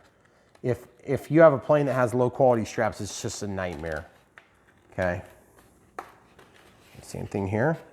And you can see this is still a lot more work than it would be if it was just about any other style of plane. Yeah. Okay, so that's there. And then I like to kind of keep that little tab sticking up so you can grab it. Obviously, this wire is going to need to plug in to the discharge lead, which, doesn't reach. So I'm going to have to flip the battery around with the lead. I mean, it's almost better this way because then I know I don't have the choice. Right. Okay, if it's going to be tight, I just want to know. I don't want to have to wonder. So this lead has to go back. Okay, I'm going to actually put it backwards so that the lead goes on the bottom of the plane and then kind of tucks back up. Okay, so I've got a hold of that. That's going to be kind of awkward to plug in, isn't it? Well, you're going to have to do it so the lead is on the top? Let's try that. Let's try it. This is a humongous battery. It is crazy big. It's very awkward to handle. Okay, but the smart batteries are like smaller than their counterparts, right? In my experience, they have been smaller, which is so considerably smaller in some cases. Sometimes they're about the same, just depends on the pack. No, lead up. Oh, there you go. No, I know, but I have to try to get the strap lifted with the, it's awkward. It's a little awkward. And to be honest, folks, I'm not sure. I mean, we'll fly it on the 7000 for sure, but I don't know if that's going to be the one I want to fly it on all the time. Heavier the plane, sometimes you give up just enough performance that it's just not worth it. Okay, so that is, it just gets the lead in kind of an awkward spot. I think I'm going to have to grab it with the screwdriver. Now you can get extension cords too, so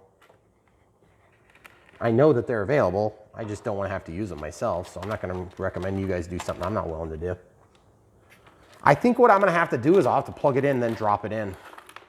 So in this case, at this point, the build is done. Do you want to mark the CG? Yes, I want to mark the CG, but I can't test the CG now because we got to do that with the battery in. And I want the ordnance off for that. So let's give the people one more quick look. Okay. Because this thing is gorgeous. We haven't even opened the landing gear. I feel like I've cheated on these people. They're going to see it in like 30 seconds. Well, yeah. Just wait longer. Oh, that thing is gorgeous. Look at this. How can I hold this so that it's not uglified by my hands? About like that. That is so pretty. And then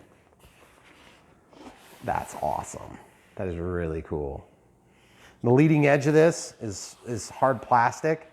The leading edge of the wing is not, which is unfortunate because I always find myself, this little part of the wing root is plastic and then it goes right back to foam here. So it'd be sweet if they would have done that leading edge all the way along. I mean, it's gonna add a lot of weight though, but that looks so cool. I can't wait to watch the footage so I can actually see it. So now, without further ado, I'm just gonna show you how to take it all off because I'm gonna, well, Jeez. I'm gonna take off the drop tanks. I don't think that's my core audience. Hopefully not. That would be awkward. Yes. Okay, so we're gonna leave the center drop tank on because I think that looks sweet. Even though it's really, you know what? I'm gonna take it off reluctantly. I'm gonna take that off too because it looks awesome that way too. Yeah. Okay, so the next step is gonna be to mark the CG, the center of gravity, that should be marked in the manual. So it looks like we go straight into the transmitter setup here on page 7. So we got to go to page 8. Looks like we're 85 millimeters back, plus or minus 5 millimeters from the edge, the leading edge of the wing root where it meets the fuse. Okay. So I'm going to get my super high quality $2.99. You didn't really pay $3 for that, did you? I didn't. So we're going to use our calipers. So we want to go to 85 millimeters plus or minus, also known as 80 to 90 millimeters. There's 80. Okay, so just going straight, you want to kind of... So this plane, I'm trying to figure out, what am I going to do this with the gear down probably, or gear up? What does it say? It doesn't say. I was just reading that. Oh, wow. Doesn't? Because No. the gear position in a landing gear, a retract equipped plane, does typically change the CG a little bit. But if you have gear that are forward and then they drop back, especially on a jet, many times you want to flare the plane when you're landing. So I guess I don't necessarily mind a little bit of a backward shift. You just don't want it to be so excessive that you're tail heavy and you can't land the thing. Yeah. Okay, so just looking at this here, I'm just going to look and see if there's already a point that's marked. There really isn't. So I think what I'm going to do is, I'm trying to think if I want it marked on the top or on the bottom. I'll probably want it upside down because the wings are going to make it cattywampus if you try to center of gravity it from the top. Mm-hmm. I don't know. I'm just going to mark the top here. So there's my first little ding. Then I'm going to go to 90, which would be 85 plus or minus 5. And then I'm going right here. Okay, so I'm going to go back to 80 and double check one thing that I might have screwed up. See, I'm just sliding this along. Okay, so there's my two center of gravity marks. And I know it's not very impressive, but I've just found that these little dents are pretty much the best way I've found to do it. Because you can feel them with your fingers, and it's better than having a big glob of glue that falls off. Although the globs of glue are a little bit easier to feel at times on certain aircraft. Okay.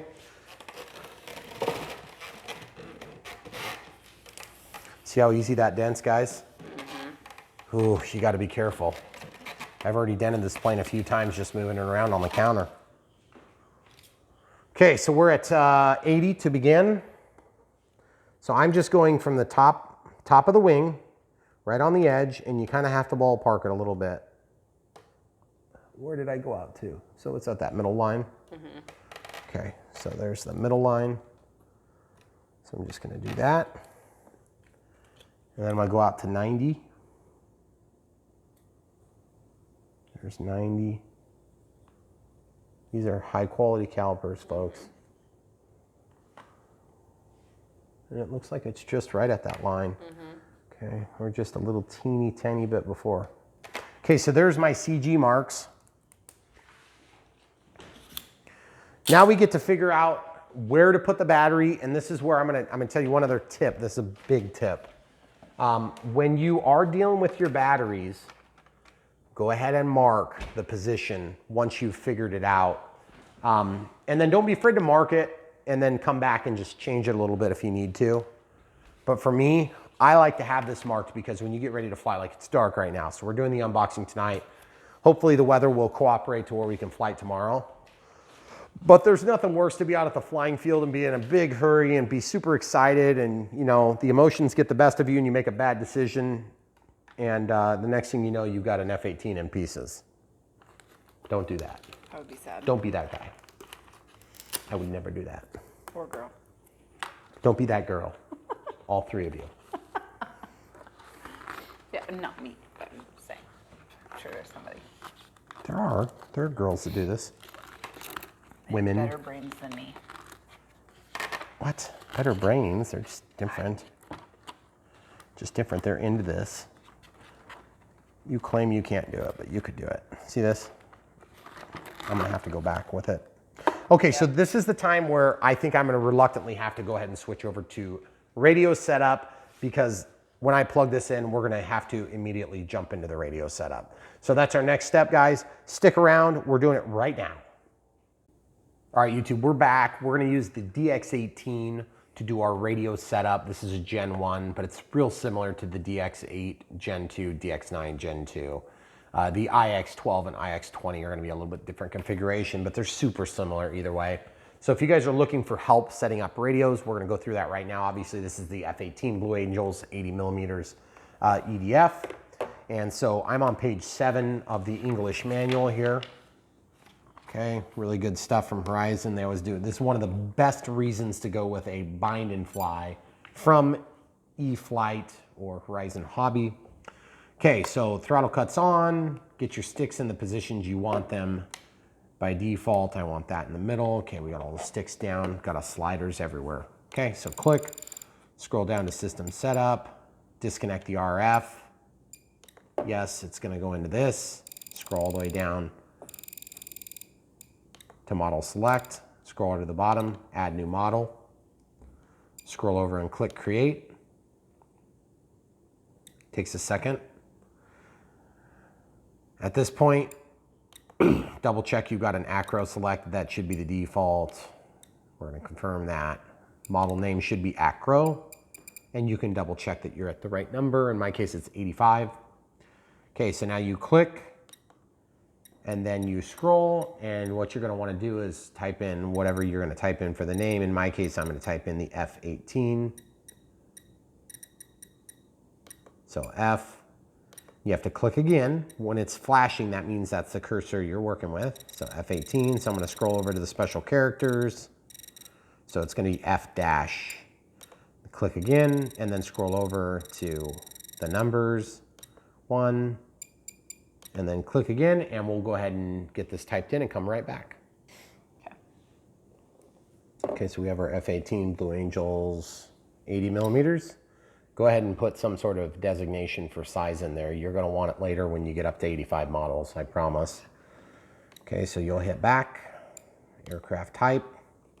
This is where you're gonna look into your computerized transmitter setup, on page 7 in this case, on the English. I'm gonna look for the DX18 on here. There's DX18.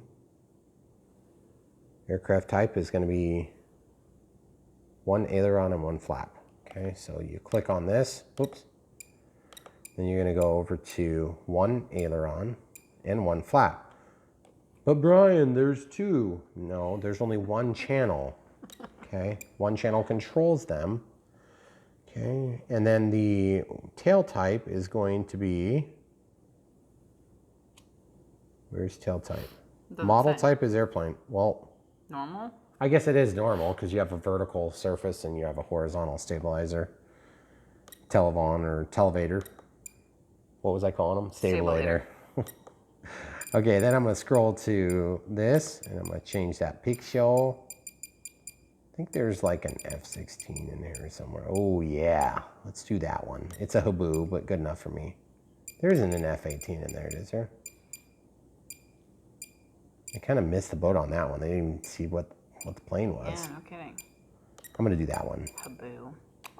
I know. That's Silly. Yeah, I'd say. Okay, so then we're gonna go to channel assign.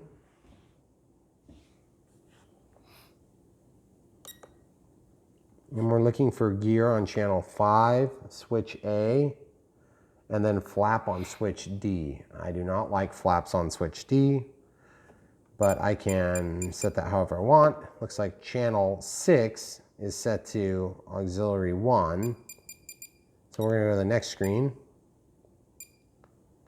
So I wish they would say the same exact nomenclatures we see here. So flap is channel 6, switch D. Looks like it's already set up. There's channel 6 is D. So auxiliary 1 would be D. It's NA'd out because it's already set the flaps, right? But I want it to actually be assigned to this switch, which is B. That's what I use.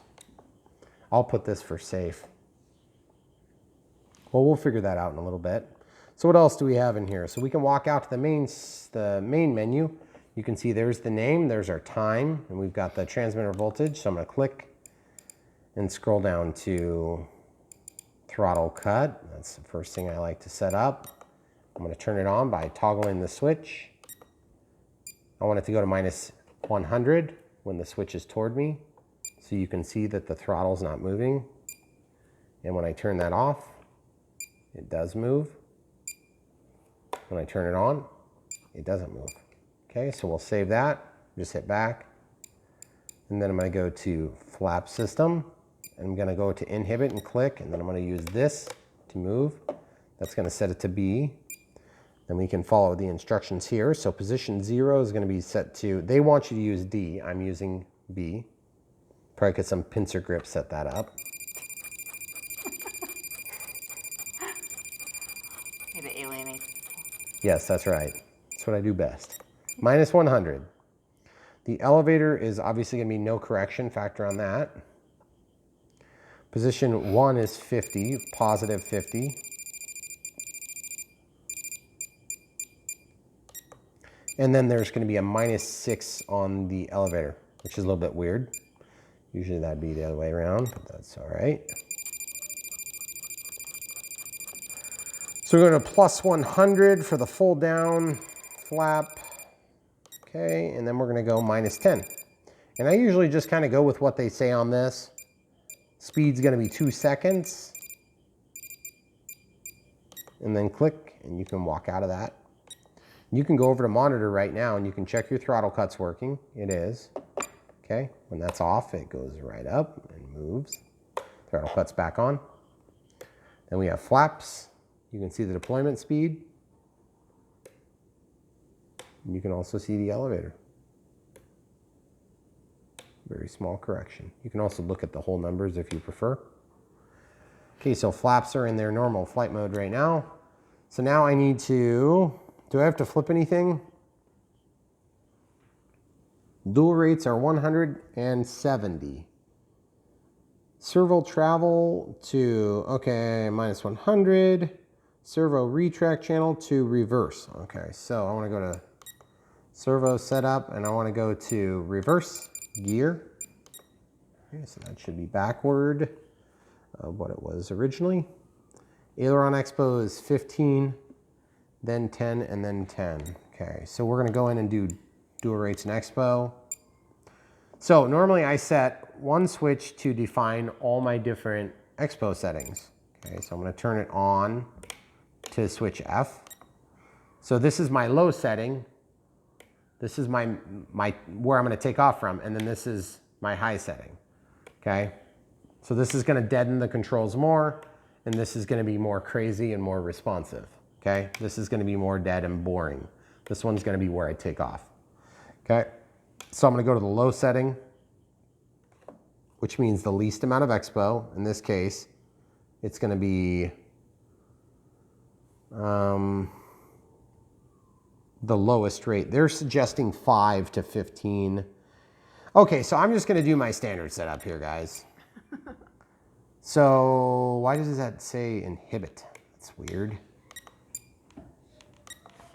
Watch this, guys. I'm going to go back in. See, now it's not saying that. Okay. So in the lowest setting, it's going to be 100. I'm going to leave that at 100, and I'm going to put the expo to like 10 on ailerons. Then I'm going to set this expo to 20 in the middle setting. And then in the top setting, I'm going to set it to like 30. I'm going to set it to like 40. Okay. And I'm going to back off the rates to 90. Actually, I'm going to set it to like 80 because I really want to calm this plane down in a hurry. But I'm using more expo than they recommend. Okay. So I don't need to reduce my rates quite down as far. So I'll probably do 85%.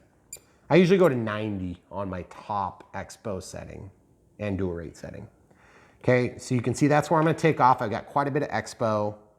And then if I want to make it a little bit more responsive if it's dull, then I will go to the top setting.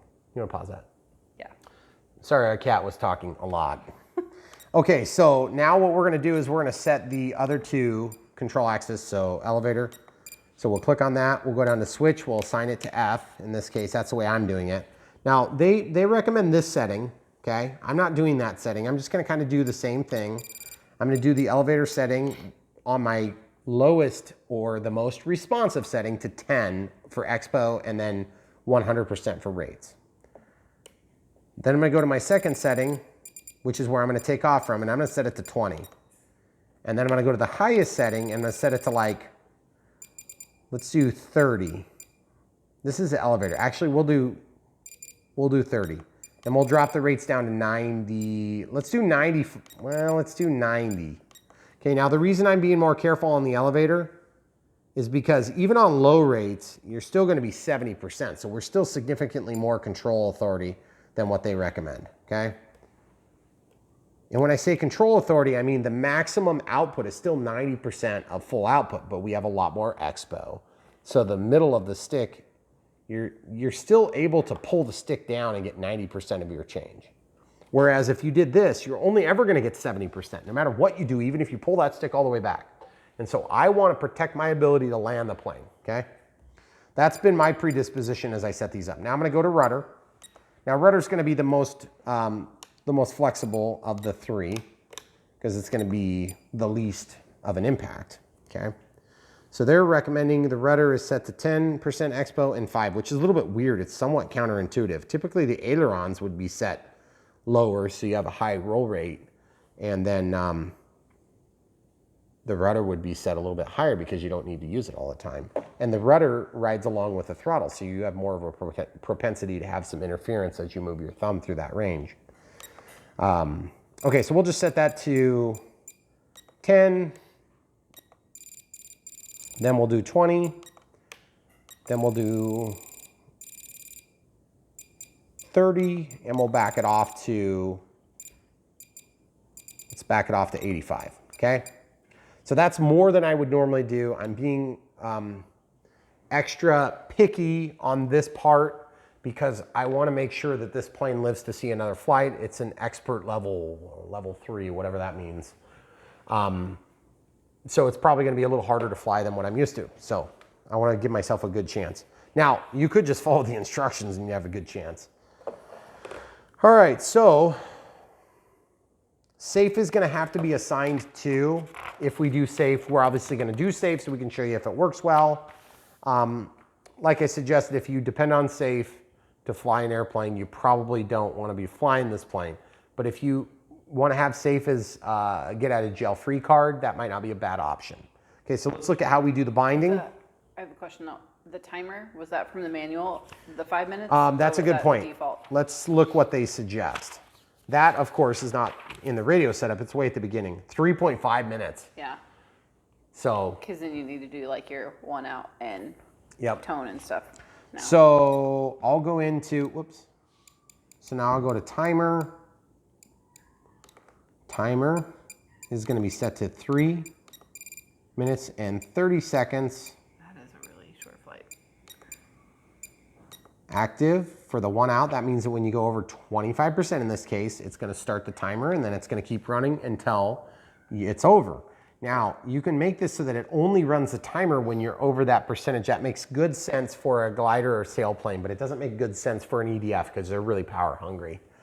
Okay, so you're going to activate it there. I want tone and vibrate, and then you have to go in and you have to change all these other settings in here, expiration, tone and vibrate. Okay, and then there's even more, and I always just double check. Okay, so we can walk out. So now when I move the stick up, you'll notice it starts counting down. Regardless of if I lower the stick below the 25%, it keeps going, okay? So then we, of course, are gonna be able to go over to monitor mode and we can validate whatever we need to validate. Make sure the landing gear switch is correct. Okay, so we should be ready to bind at this point. Throttle cuts on, we're in our middle expo mode. Whatever safe is set to, it would be nice to have this plane go into safe in the fail-safe conditions so that if you would lose radio contact, it'll go into safe. But my experience is that is not necessarily going to save your plane because just because the plane's going this direction does not mean it's saved. So we will pause it and do the binding right away. Okay, so now we're gonna talk about binding. So when we're all said and done, we have to check CG and make some marks for our battery location, which would have normally been used.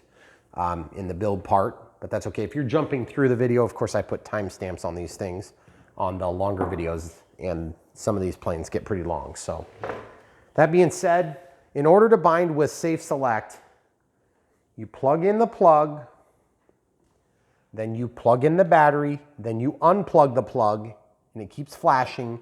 Then you go in and you do your bind. Okay, so we're gonna turn the radio system off. We have all our switches and dials in the correct positions. We're gonna go ahead and put the bind plug in. We'll use the 5,000 milliamp hour for now. So they do have this convenient plug here. Don't really know why they did that, but that's fine. I'll take it. It does make it a little bit easier. Okay, so that bind plug is plugged in. So now I'm gonna grab this lead that I wish was another 4 inches longer. It would make this process a little easier. And I'm actually just gonna, how the heck am I gonna do this, camera crew? I am not sure. We gotta figure this out. I know. Because that is really kind of a pain in the neck. Okay, so especially with retracts, make sure your retracts aren't gonna open into the object that's sitting on. Ooh. Having a hard time getting that in there. Got it in there now. Okay.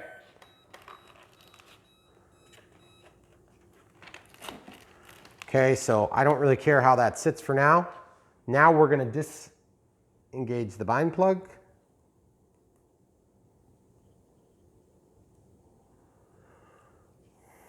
Okay, so that's unplugged. You'll notice it's still flashing. So now I'm going to try to give you guys this a view. You'll be able to see this in the periphery, holding down the bind switch, trying to keep about 1 meter away. DX18 binding, 22 DSMX, 22 milliseconds telemetry, and it should initiate. Okay, now we can let go of the bind switch. 2 times through. That's what you're listening for. That means that bind was for Safe Select, okay? So first things first, we're gonna move the control surfaces, make sure we're free of everything so we don't damage anything. Elevator's going up, elevator's going down, okay? Ailerons roll, rudder, rudder, flaps, flaps, awesome. Okay, so we have all the control surfaces going the right way. Now we need to check the gear. The gear, if you have it in the wrong position, it's going to generally not deploy right away, but you always want to be on the safe side. So this nose gear is really big. The tail gear is not quite so big. Awesome, awesome. Totally awesome. Now wait on it, and then I think, do those close? I don't know. Evidently they don't. Nose gear.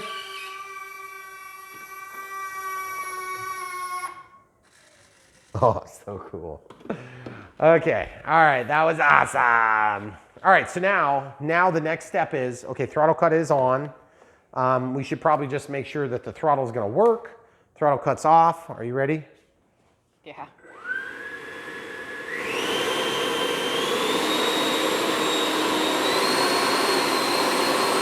That's 32%.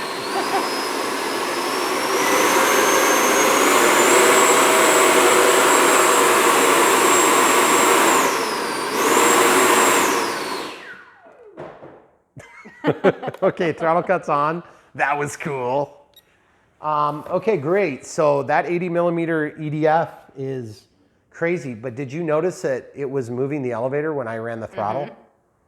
Is that normal? I think it's because safe is on. I did notice that. So, how do we know that safe is on, camera crew? When you flip it upside down, it's gonna try and find the quickest path to level. Yep. And so you can go past the middle, which this is awkward. Yes, it is. Yep. Most So safe is definitely. on, which I already knew that, but I just wanted to show you guys how to do it. So I'm gonna put this right down there. I found that you can put it right in front of this set of lips here, okay? Now, we need to make an assignment for Safe Select. Safe Select is easy to designate. Now, if you guys want to look at the manual, instead of just taking my word for it, that's fine. You can definitely do that, and I'll show you where to look. It's right here, in and down on both sides. And then you want to flip whatever switch you want to use. Go to your monitor mode. I want to use this. Do you guys see anything happening? No. I don't either. So what we need to do is we need to go down to System Setup, disconnect the RF, go down to Channel Assign, go to Next. This is D, so it's not set to anything. So I'm just going to go to this and then switch it to D. Back out of the menu. Walk over. Now auxiliary 2. That's an acceptable choice for Safe Select. Throttle cuts on. Everything is where we want it. Sticks down. Now 1, 2, 3, 4, 5, 6, 7, 8, 9, 10. Okay? That's 10 as in back and forths. So now Safe Select should be on or off, and I'm not 100% sure. So I'm going to put my throttle cut on. Okay, that's not going to work because I can't actually see the output. You can also look at the ailerons. See how they're not going back? That means that it's trying to level the aircraft. So we still have Safe on right now. So if Safe is on, this is going to make Safe off.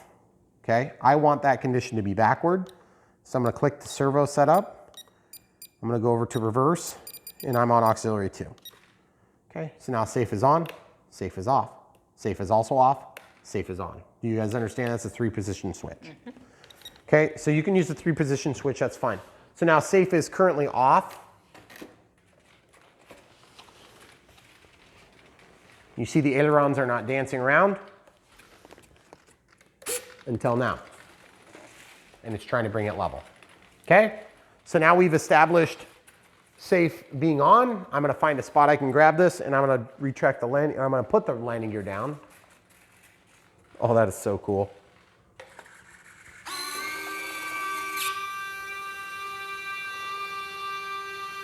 Oh, that is so cool. So now, at this point, I can drop it on the landing gear. Oh, that is so cool. Do you guys see the play there? Oh, goodness. Gorgeous. Totally gorgeous. Look, even the nose gear's got a lot of play. Good amount of steerability. That has got to be one of the most gorgeous. Come around to the other side here, camera crew. It's got to be one of the prettiest landing gear assemblies I've ever had. Look at that.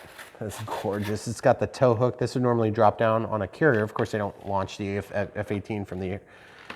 They don't launch these ones from the aircraft carriers. That back gear is so... Wait, maybe they do. Yeah, it's got tons of play on it. Complicated. Ah, it's pretty awesome. That is so It's cool. gonna scare the crap out of me the first time you land. Why? Because I'm gonna think you broke them. No, it's gonna look awesome. Okay, so now we have to figure out center of gravity. This part's not gonna be very fun because it's a little bit of a pain to get these batteries in here. Mm-hmm. But we gotta do it anyway. Okay, so they also talk about another adjustment that we haven't made, and I want to talk about it now because it's going to be easy to remember the center of gravity. It's going to be hard to remember this. The elevator center position is supposed to be 4 millimeters down from the center, okay? So 4 millimeters down from the center is on the leading edge of the elevator, okay? So you can see back there. There's actually a line on there. So we're going to talk about that now. This bind extension cord, maybe I could take that out of there now. Why not? I was going to say, I'm not really even sure why they gave it to us. I mean, I'll take it. It's nice to get a free cable once in a while. But, okay, so what we're looking at here is this line right here. I believe that seam is our basis. And the tip of the stabilator or the elevator needs to be how much? 4 something, you 4? said. 4 millimeters down. 4 millimeters down, right there. Okay. Times that. So 4 millimeters down means that we're gonna need a Phillips screwdriver to make this mechanical adjustment. Now let's look at the other side. It's actually about perfect. Look at this. Oh, wow. really? Yeah. Oh. See this? Yeah. So I'm going to measure 4 millimeters with my wonderful calipers. What might actually work good on this, guys, is if you have the tip of a screwdriver or some object that is 4 millimeters. 4 millimeters, it'd be nice to be able to. That's actually, that's 5 millimeters. But 5 millimeters is pretty close. So we know we want to be almost all the way. That's like perfect. How did I get so lucky? So now I'm going to roll back here very carefully. I just noticed there's some schmutz on my rocket pods. Oh. Excuse me, my sidewinders, or whatever these are. See that? Goodness. Look like mucilage. Okay, so I'm gonna tighten these 2 screws here, guys. I've already tightened them most of the way, but I'm just gonna tighten them even more. Oh, that's why you left them loose. Hypothetically. Hypothetically, but you didn't. Well, I could have torqued them down more. So I'm going kind of crazy on that. And then I want you to give them a shot from this side and just show them there's a pretty good amount of penetration on that plastic. Do you see what we're talking about right there, guys? Get that to focus. Now show them the side so they can see the face of it. See that plastic? It's shooting all the way through there. Oh, okay? I see what you're saying. Hold on. So now while you're doing that, I'm gonna loosen these 2 screws so we can try to get this, because otherwise it's gonna try to roll the plane, okay? So you have to loosen these 2 screws. And then I think we have to also loosen this set screw, possibly. It's going right here to allow it to pivot, okay? Oh, that sounds horrible. I don't like that sound at all. Are you giving them an angle of what the heck I'm adjusting? This is so hard to see on this blue. Awkward. Yeah. Okay, so you see when I pushed that forward, it pulled down the tip. Okay, so now you can see where that tip is. That's pretty freaking close. I don't know if you're gonna get a whole lot closer than that. So now I need to tighten 3 screws.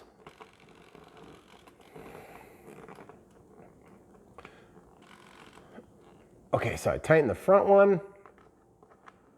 I'm gonna tighten the back one.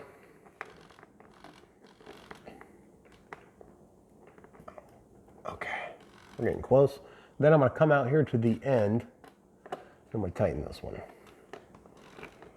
Okay, and then we're gonna grab this little piece of foam off of here. Now I'm stuck. Okay, so then we can just revalidate our exact position by looking at this again. Now that everything's tight, that's just, I would say that's just a little bit less than 4. It's pretty close though. And that's a little bit less than 4, but it's super similar. Now I'm gonna be honest with you guys. I don't really see how you can get a whole lot more finite on that. Yeah. You're gonna have to do a little bit of electronic trim, more than likely. If that doesn't take care of it, then you can also take the servo control arm off and then move it a whole key over. But that, if you have to do that, something's gone wrong, okay? So now, the other thing I wanna try is I wanna try to get this battery in, but I wanna see if the AS3X is correcting in the correct direction. So, did we give throttle on this battery plug? I think we did. Yeah, I think so. Whoops. Okay, so we're in safe. I'm out of safe now. Whoa. Okay, so I was doing that intentionally because I wanted to make sure that we had AS3X active, okay? So up, up, down. Oh, it's so hard to tell. Up, down. Okay, that's good. Now I'm looking. This is really hard to show on camera, but my eye is watching the rudder. Rudder's going left, rudder's going right. And I literally I don't look at the background, I just look at the rudder, and I can see it's almost all the way locked to the right and almost all the way locked to the left. Now I'm looking at the tip of my elevator, up, down. I can tell there's a distinct difference. You guys probably can't see it in the picture. But then I'm gonna watch my aileron, up, down, up, up, down. And yes, if one's going the right way, they should be both going the right way, but it's better to know than to assume. And you want it to be going the way that you're If I'm moving the plane this way, I want that rudder to try to resist, okay? If I'm moving it this way, I want the rudder to resist. That's what AS3X is gonna do. It's gonna resist environmental impact that's not induced by the controller. So if I'm moving the stick to the left and it's getting kicked that way, then it's gonna, this is gonna have some impact on it, and then the AS3X is also going to have an impact on it. And it averages out the two, but it's not equal. Sometimes it's like 70% AS3X and 30% control. Sometimes it's 50% each. Sometimes it depends on the level that you have set up in this AR636.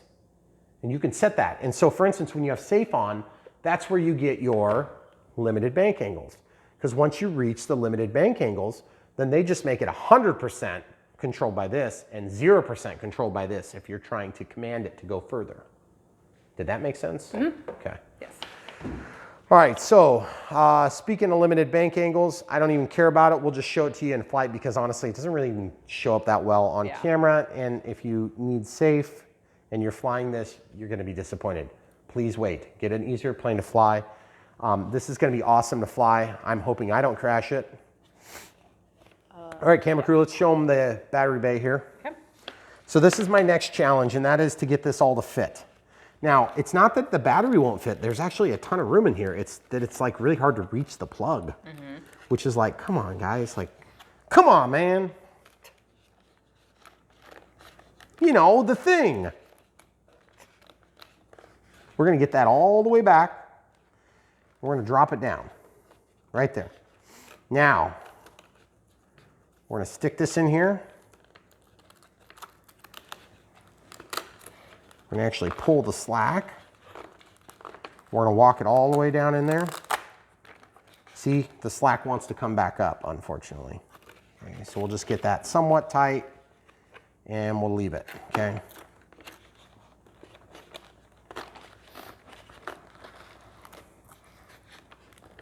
This is probably one of my least favorite parts of dealing with jets. It's just the batteries. Always. Okay, timer's cleared and reset. Now, because the CG is important, I could test this with gear up or gear down. Typically, when you're putting a CG together on a plane, you want to do it in the condition that you need, which is landing gear down. But it depends on the plane. Sometimes you're going to set them different. And in my case, I'm going to err on the I would like to fly this a second time, okay? So that means I'm going to do it with the gear down. If I take off and it's flying like crap, I leave the gear down. I don't put them up. Okay, I keep flying and then I land, hypothetically. Put your canopy on. The canopy adds weight. It changes the overall weight of the plane. But the thing is, with the gear down, that means I'm probably gonna have to CG it with the gear down. Oh, are you kidding me? Is there a spot on there already? There's like a big bump right there. I wonder what that is. Really? Yeah. Feels nose heavy. I'm gonna try flipping it over on its back where I put my little detents. You guys see the detents there? You guys see them? If you didn't watch that part of the video, you should probably go back and watch that now. Well, it's awkward to get to. Okay, I'm on the front hole and it's nose heavy. I'm on the back hole, it's really nose heavy. But look what happens to the landing gear. These ones go forward, these ones go backward, but these are like metal. Let's just try it. Oh, that is so gorgeous. Totally gorgeous. Okay, so I'm gonna just check it again. Remember, when we get this settled, we're gonna mark, oh, that's way nose heavy. Like crazy nose heavy right now.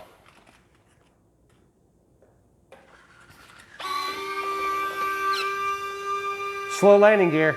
Yeah. So don't be putting them out at the last second. Nope. Who would want to? They look gorgeous. Okay, so look where the battery is. We have tons of room to move back. I'm gonna go like way back, so I'm just on the strap, just barely. Okay. All right. Gear down. It's a lot better, but still nose heavy, I think.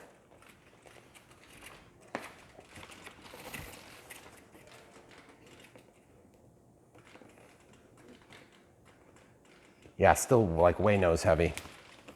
Way nose heavy. Man, there's a lot of stuff on this thing. Yeah, there is. There's like antennas all over the place, and they are gorgeous, but it really makes it awkward to handle this plane. But we don't have to put that in our car and drive it around all the time. Yeah. Okay, so that means, unfortunately, I'm gonna have to slide it back even further. Okay, so I went like another inch back. So I would say, let me just, before we even measure this to see if it's close, let me go ahead and grab the wonderful calipers again. Here they are. So I'm just gonna measure this kind of here so you guys got an idea. So let's call that 2¼ inches, or about, let's just call it 60 millimeters back. Okay, I'm gonna try again.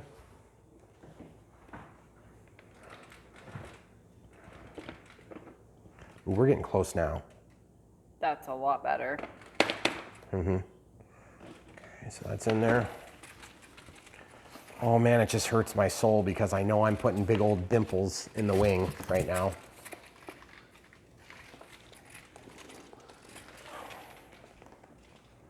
Oh, jeez. But it's got to be only one way or the other, right? What, CG? No, up or down to do the CG? It depends on the way the aircraft is laid out. I mean, yeah, I kind of understand what you're saying, your apprehension. But I'm thinking this thing's gonna have to be back like way in here. That's nuts. Yeah, it's not really that uncommon for a jet. Is that the 5,000? No. This is the 5,000. Oh my gosh. But the heavier pack is gonna have to move back less proportionately True. to impact the change. Jeez, that's crazy. That Well, can't at least be. there's room. There's definitely room. I may be doing something wrong here. I guess we'll find out, like real quick. Okay, so that's back, like way back. Oh yeah, that's, okay. So basically, now, I'm gonna test right in between. And I'm thinking on the front, we're tail heavy, and on the back, we're nose heavy. So that's what we want. That's splitting the difference. Now, when I pick it up from up here, it's a little bit harder for me to be 100% sure because I didn't mark that spot. But I would say we're probably pretty good there. So let's show the people at home what we did. Okay, that's where the battery ended up. So now what I do is I mark this somewhere on the tray or on the side, or I'll just mark here. Okay, and I'll say 5. Okay. Now I'm going to undo that. I'm going to slip it forward by just letting it slip.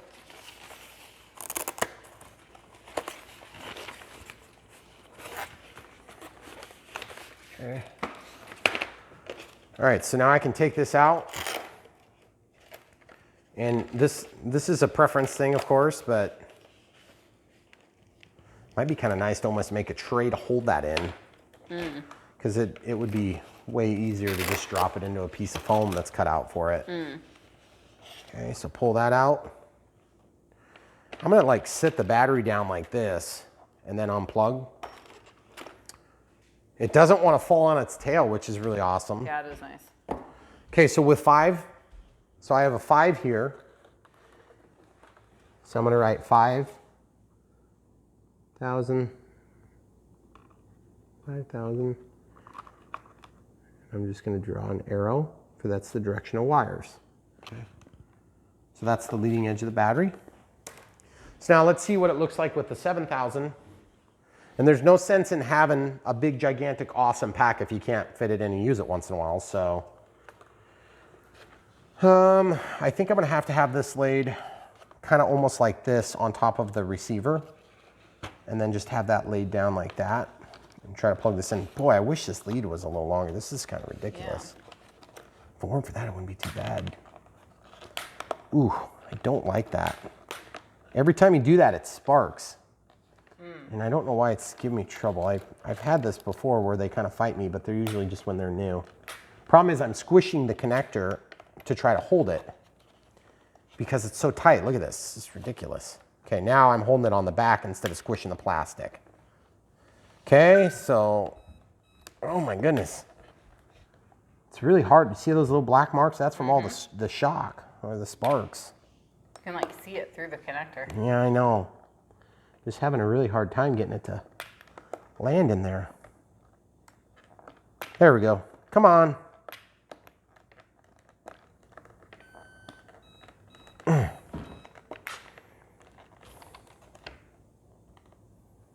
had trouble on the last one too. You'll see this pin.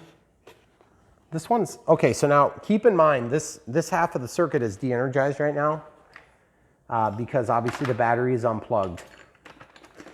When you start dealing with batteries that are this size, you need to be careful. Don't be doing that on this. But this is de-energized right now. I think what's going on is this side over here is kind of fighting me. See how it's not lined up? I just straightened it. Now I bet it'll go in there better.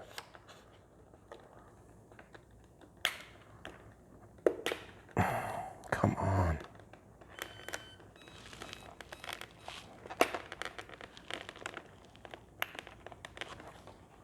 Boy, it's really fighting me, isn't it? It is. I had trouble with the 5,000 too, though. Should we fight it and come back? Yeah, we'll fight it and come right back. Okay, so we finally got that fiddled with and got it in there. I don't know if that's a new battery thing or a new plane thing, but I've had usually pretty good luck with these connectors. These IC5s have been a lot better than any EC5 I ever dealt with, and this happens to have an EC5. The EC5s were almost impossible to plug in. When they were new, they were horrible. Okay. And for any of you guys who've been around in the channel for any length of time, you'll know that I used to do all XT60s. And I had nothing but good to say about XT60s. Okay, so I'm just gonna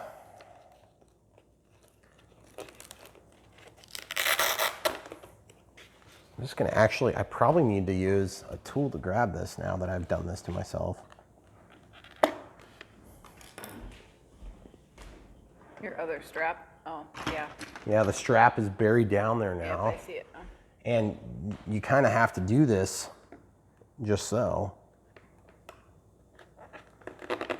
So you'll want to think about that before you drop your big battery in there.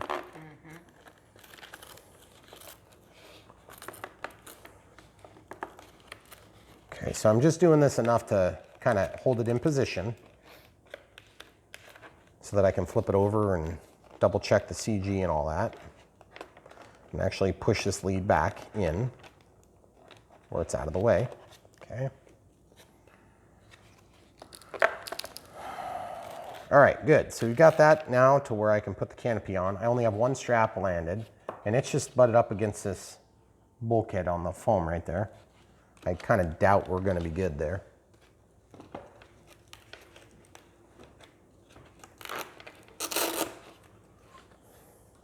I think it's going to have to go back significantly, don't you? I would assume so.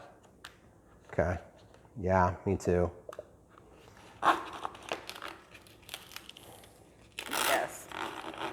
Yeah. So what we'll do is, we've already showed you kind of how we did this. So we're just going to pause and we'll show you where we find it needs to go. Okay. Okay, guys. So the 7,000 milliamp 6S is pretty huge. And I'm going to show you the trick I had to do to get it in there. The CG is close. It's probably a little bit more nose heavy, but I don't know that I can do a whole lot about it, and I'm gonna show you why. Look inside of here, guys. I have it pushed all the way back here, okay? I thought I'd be able to get away with having that further forward, okay? But I truthfully don't. Okay, so there's my mark. And I'm gonna show you how I did this. It was awkward. It was trying, okay? So pull these leads up, plugged them in first, like I did with the 5000, and then you have to, like it's rammed in there. Like it's all the way back, and I have to hold the exhaust tubes and the body of the plane and push it in hard. I know. So I'm sure over time it's gonna kind of like displace the foam a little bit, but that's crazy. And then look how this works. Look how this works, guys. See, I got that to the side. It's kind of tucked on top of the lipo. And this is like really mean to probably the most expensive lipo I've ever had. So I'm gonna unplug it. On the way out, it's not so bad, okay? You just pull it out like this, and I even put a little piece of tape on the bottom because I was trying to go the other way with it. But I'll show you the process I used. So I laid it flat. Oh, and then I didn't show you guys this either. This was what I did before. Remember, this is the non-live side. I had to squish down this contact a little bit to make it fit, okay? That's what was fighting me. I did that a little bit on each side, but I still know I have a good contact, okay? Then I plug this in.